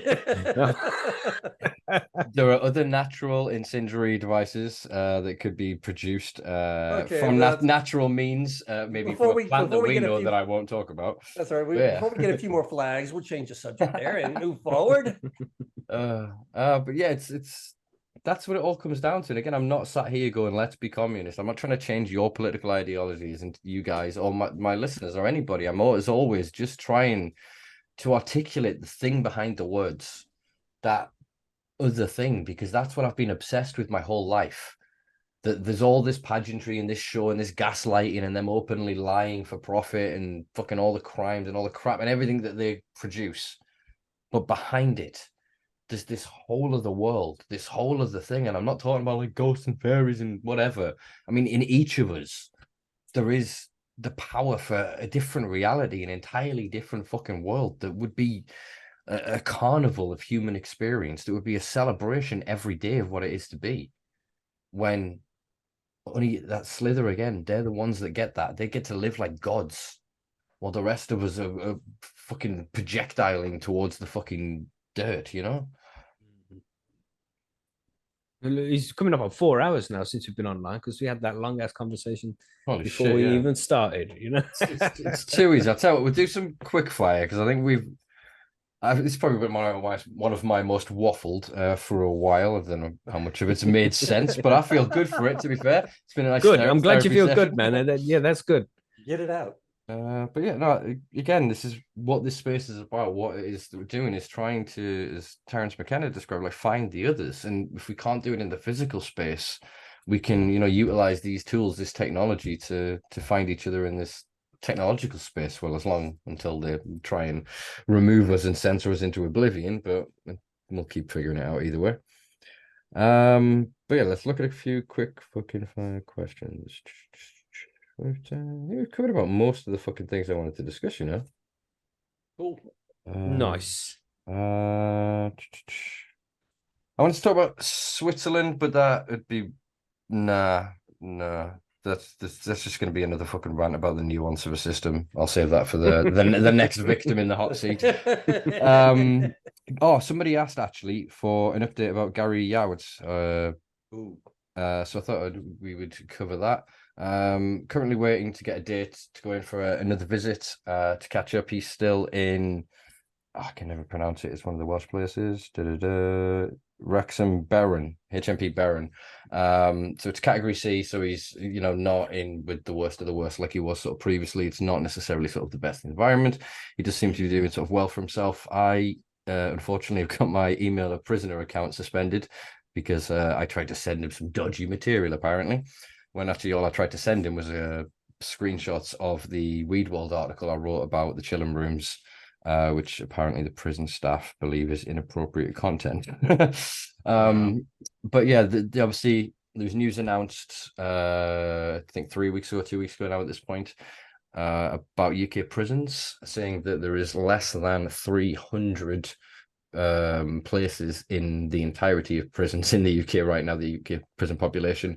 And so they are looking at trying to release some different offenders for different classified crimes. They haven't released what those crimes are, but this week, where are we? No, last week. I've got an idea what crimes they will be, and they will be crimes related to the BBC. Let's just put it like that. Well, yeah. Well, it was announced. It won't be the drug users they let out. Yeah, it was announced last week that they were saying that it was something that was put forward as a proposal to help deal with the backlog of benefit claimants and people that are unemployed. Was after 7 years, people convicted of simple drug offences, burglary, I think simple fraud, would have their records expunged. So they're looking at alternative means and mechanisms. There was a conversation that was put forward to somebody by somebody to, I think, the minister at the time, but I only heard it sort of in passing on LBC or whatever the fuck it was when I was listening to it at the time. They were saying that they were looking at basically sexual offences would be one of the things they were looking at. So my sincere hope is that they fucking look at the simple drug offences before they consider releasing anybody that's sexually fucking violent. But knowing this country, I think, unfortunately, Macky... We'll see about that, mate. We'll see about that. Yeah. That's stupid, man. Oh, yeah. As I say, Monkey, you cannot spell fucked without the UK. I've heard it before, but every time I hear something stupid like that, like you're going to release a sex offender before a cannabis user, my God. This country, man. Yeah, it's ridiculous. I mean, if you look at, so they're going to fire, there was one of the Met police advisors who came up with their drugs policy. You probably covered this. We're covering it on Sunday. Yeah, it's one of the stories. Yeah, and so they've been going through now, and now because of his refusal to take a fucking drug test in 2020, even though they've cleared him for offences of a similar time, they're going to remove him from his position. Yet, I wish I had the statistic access. Guy's been on fucking paid leave for like 3 years, man. Yeah, and why the investigation carried on. So there's just taxpayer money. Just go into this guy, does nothing all day, just waiting for this court case to happen. But they're saying that he's a danger, so they're keeping him out of the way. Yeah, that's what I was trying to do in my head. There was read almost not these notes, but another person's notes where I had written down the number of officers that were suspected or currently on duty, but had been going through active investigations for sexual assault. It's a something thousand, but I can't. Wow. I can't speak to it because I can't put it in my mind's eye. Do you know what I mean? But it's a fucking high number of these fuckers that are still in action, still on the fucking force, even though they have these active investigations against them. Yet this guy might have in his own home smoked a bit of fucking weed and maybe allegedly other fucking things. Yeah, he did weed and mushrooms, and he's done nothing wrong at all. But people have been put in prison because of the laws he made. That, and he's just doing the exact same thing that he's locked people up for. So fuck this guy. Fuck that guy. It's yeah, fuck him. But the point I'm sort of trying to draw the parallel to is that they deem him to be seemingly, or it looks like, the fact he can't be out in public means the drug offense is more dangerous than the suspected rapist cops that are still on the streets. Mm-hmm. And so that's the optics of it. They're still painting it that his personal drug use, granted, yeah, the sort of approaches. But again, it's one of those things, man. I mean, it's because we discussed this earlier, kind of briefly, we touched on it. But it's like, it's only an allegation. He hasn't. Why should somebody be removed from their living, their career, because of an allegation about something? Anybody can make an allegation, but there needs to be a proper investigation to find out if somebody's guilty of the crimes that they're being accused of, and then you can go forward and punish people for it. We've seen that shit with Russell Brand. I mean, how he's been fucked over, but there's no real investigation done yet. Yeah, but there's a difference between an accusation of a random person said this, and to say that woman in Manchester who alleges that she was raped in prison cells, and the evidence that was present to the point of a police crime commissioner came out and went, this guy has fucking clearly done this, where they removed like the video from the time frame of it. Logs were removed and edited, and they can fucking see what's going on with this. So that's a different level than just, oh, she said this. But as soon as immediately as you check that, so that person should. But then it's difficult because again, it's what gives more weight to one or another. There's a difference between there's been an accusation of and we have evidence of. It's like when they say alleged car thief and they're showing you a guy in a stolen car. Like they're alleged because it's not in terms of the criminal thing, but in terms of I'm watching you do that. Even if that guy gets off the crime, you've watched him drive recklessly or whatever, you'd be then hesitant to maybe get in the car with him. So it's even the same if then it's as you say, because there can be, even if it's a tiny percentage of false accusations in any space. This is why America federally suspended the fucking death sentence. If one person could be fucking innocent, gone to death, we can't fucking send the others to death. And I'm again pacifist, not going to preach my position on that. But the point still being that if there can be the statistical anomaly, I guess there needs to be that insight. But how do you do that around something so fucking sensitive? And that's if we can't have, again, this discourse without, oh, you're a rape apologist, or you're promoting rape culture, or you're this, or you're that, or none of it. That not a decent person would be. I just have zero trust for the government. So, when it's like people start not prosecuting people, but people start being punished for things that haven't been proven via a court of law, then we just hand in the government the fucking reins, man, and being like, you do with us what you please. And I just don't fucking trust them at all, man. 100%. Well, that's where we're going with.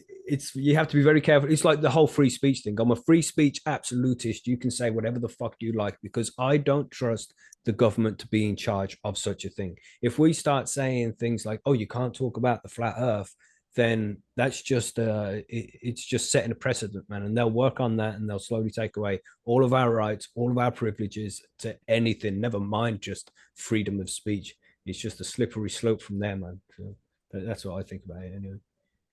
100%. 100%. Don't trust them. Fuck them. Yeah, I think on that collective call for a little bit of rebellion and distrust of authority, we'll move on to the final question, my cliched question that I ask. Well, every guest I remember to ask it.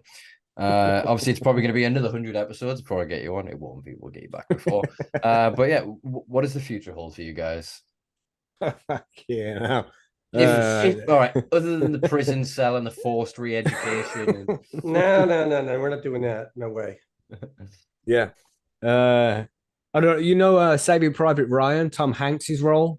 I'm thinking that's probably going to be him about that age. So that'll be me in the next role. I don't know. For the future for High and Homegrown and Percy is just continue what we're doing, man. Just keep on making content, covering cannabis news every week, having interviews with cool motherfuckers, and just having a good time and just enjoying things as we go.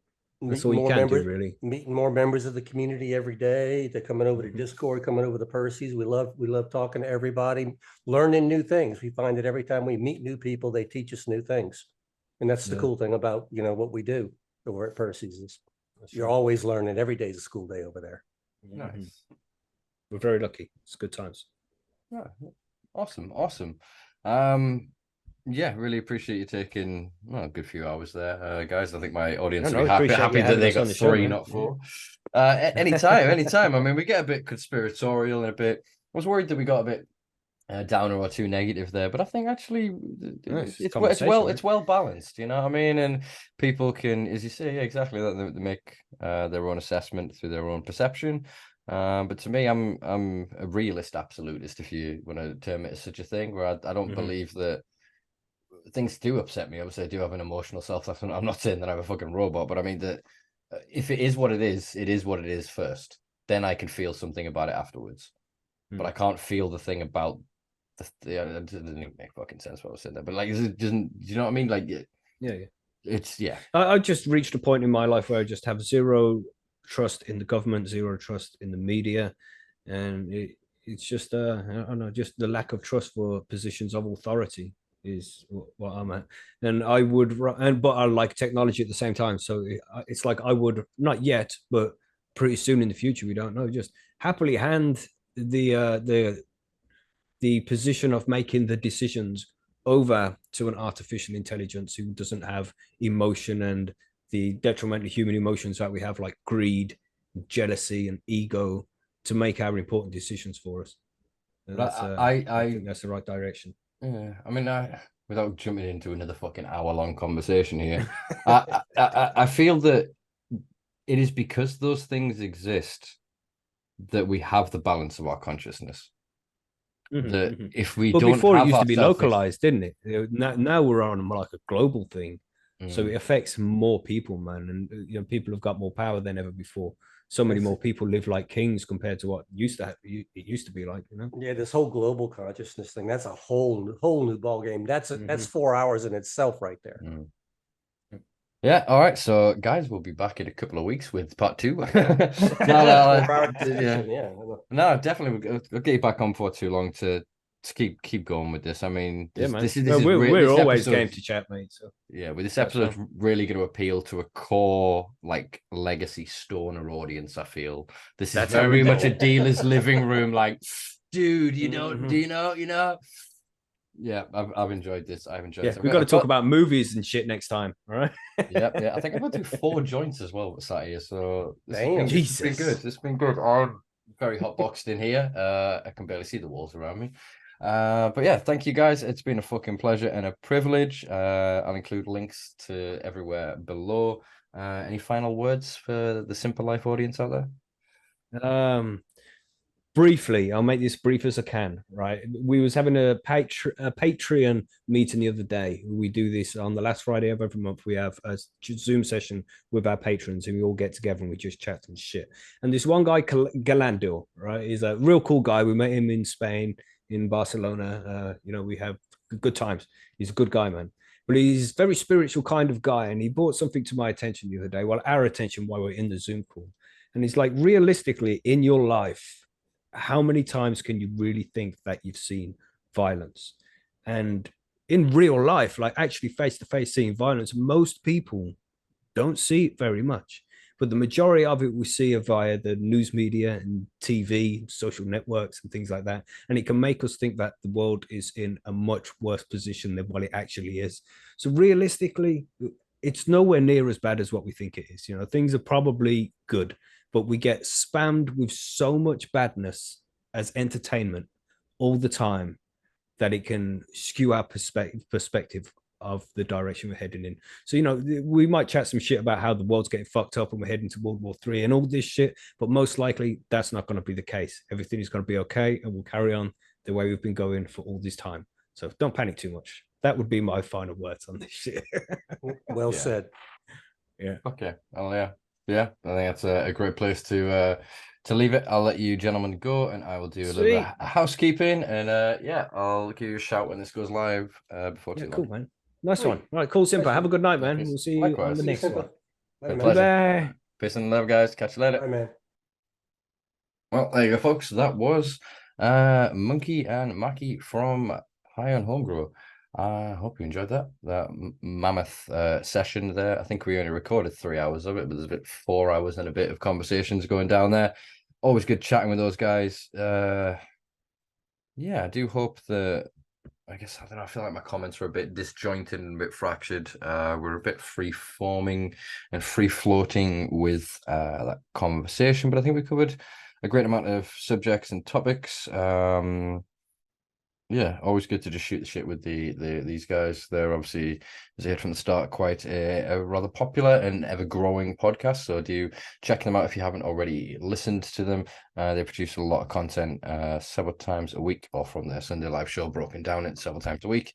Yeah, great resource in terms of like news stories, like sort of growing tips. Check out their grow series in the link below if you're a novice or new grower, or you are considering starting, because yeah, as we discussed, it is definitely a hobby that will frankly change your life or change your perspective on life and give you access to some, you know, quality homegrown products where you get to, you know, from seed to jar, get to understand what this plant is and get to put in your intention, your love, and whatever additives you do or do not want to add into it. And that transparency and that, or kind of having that autonomy, it changes your relationship with cannabis. Once you've kind of been there, you don't go back. You don't go back. It changes how you want to interact with the plant. And well, for me, it changed the focus of my life, frankly. Yeah, I'm going to stop waffling on. Yeah, really enjoyed this. That was good. It was very good. It is now quite late at night here in the UK, so I am going to love you and leave you, my fine folks. If you've enjoyed this, please do check us out on patreon.com/The Simpa Life, where for less than a cup of coffee a week, you can help me keep the lights on this little project of mine. Check us out on all social media platforms at The Simpa Life. The Simpa Life website is, as I mentioned during the recording today, still down. Not sure what the fuck Squarespace have done. But I will continue to persist with their customer service and the engineer that I'm dealing with to try and figure out why the fuck this domain is locked and lost and redirecting my site. Yeah, any love and sharing sort of greatly appreciated. Sorry, any love and appreciation is always greatly appreciated. Any likes, share, subscribe, some follows, some ratings, whatever you do on whatever platform you are on, viewing this, watching this, listening to this rather. Yeah, any sort of interaction greatly appreciated, especially given the lack of traction because of shadow bannings and the various language that we use, the topics that we discuss, and yeah, the content of the conversations I create here. I'm going to stop waffling. I'm going to let you go. Peace and love, folks. We'll be back next week with, I don't know, somebody. It'll be great. You'll love it.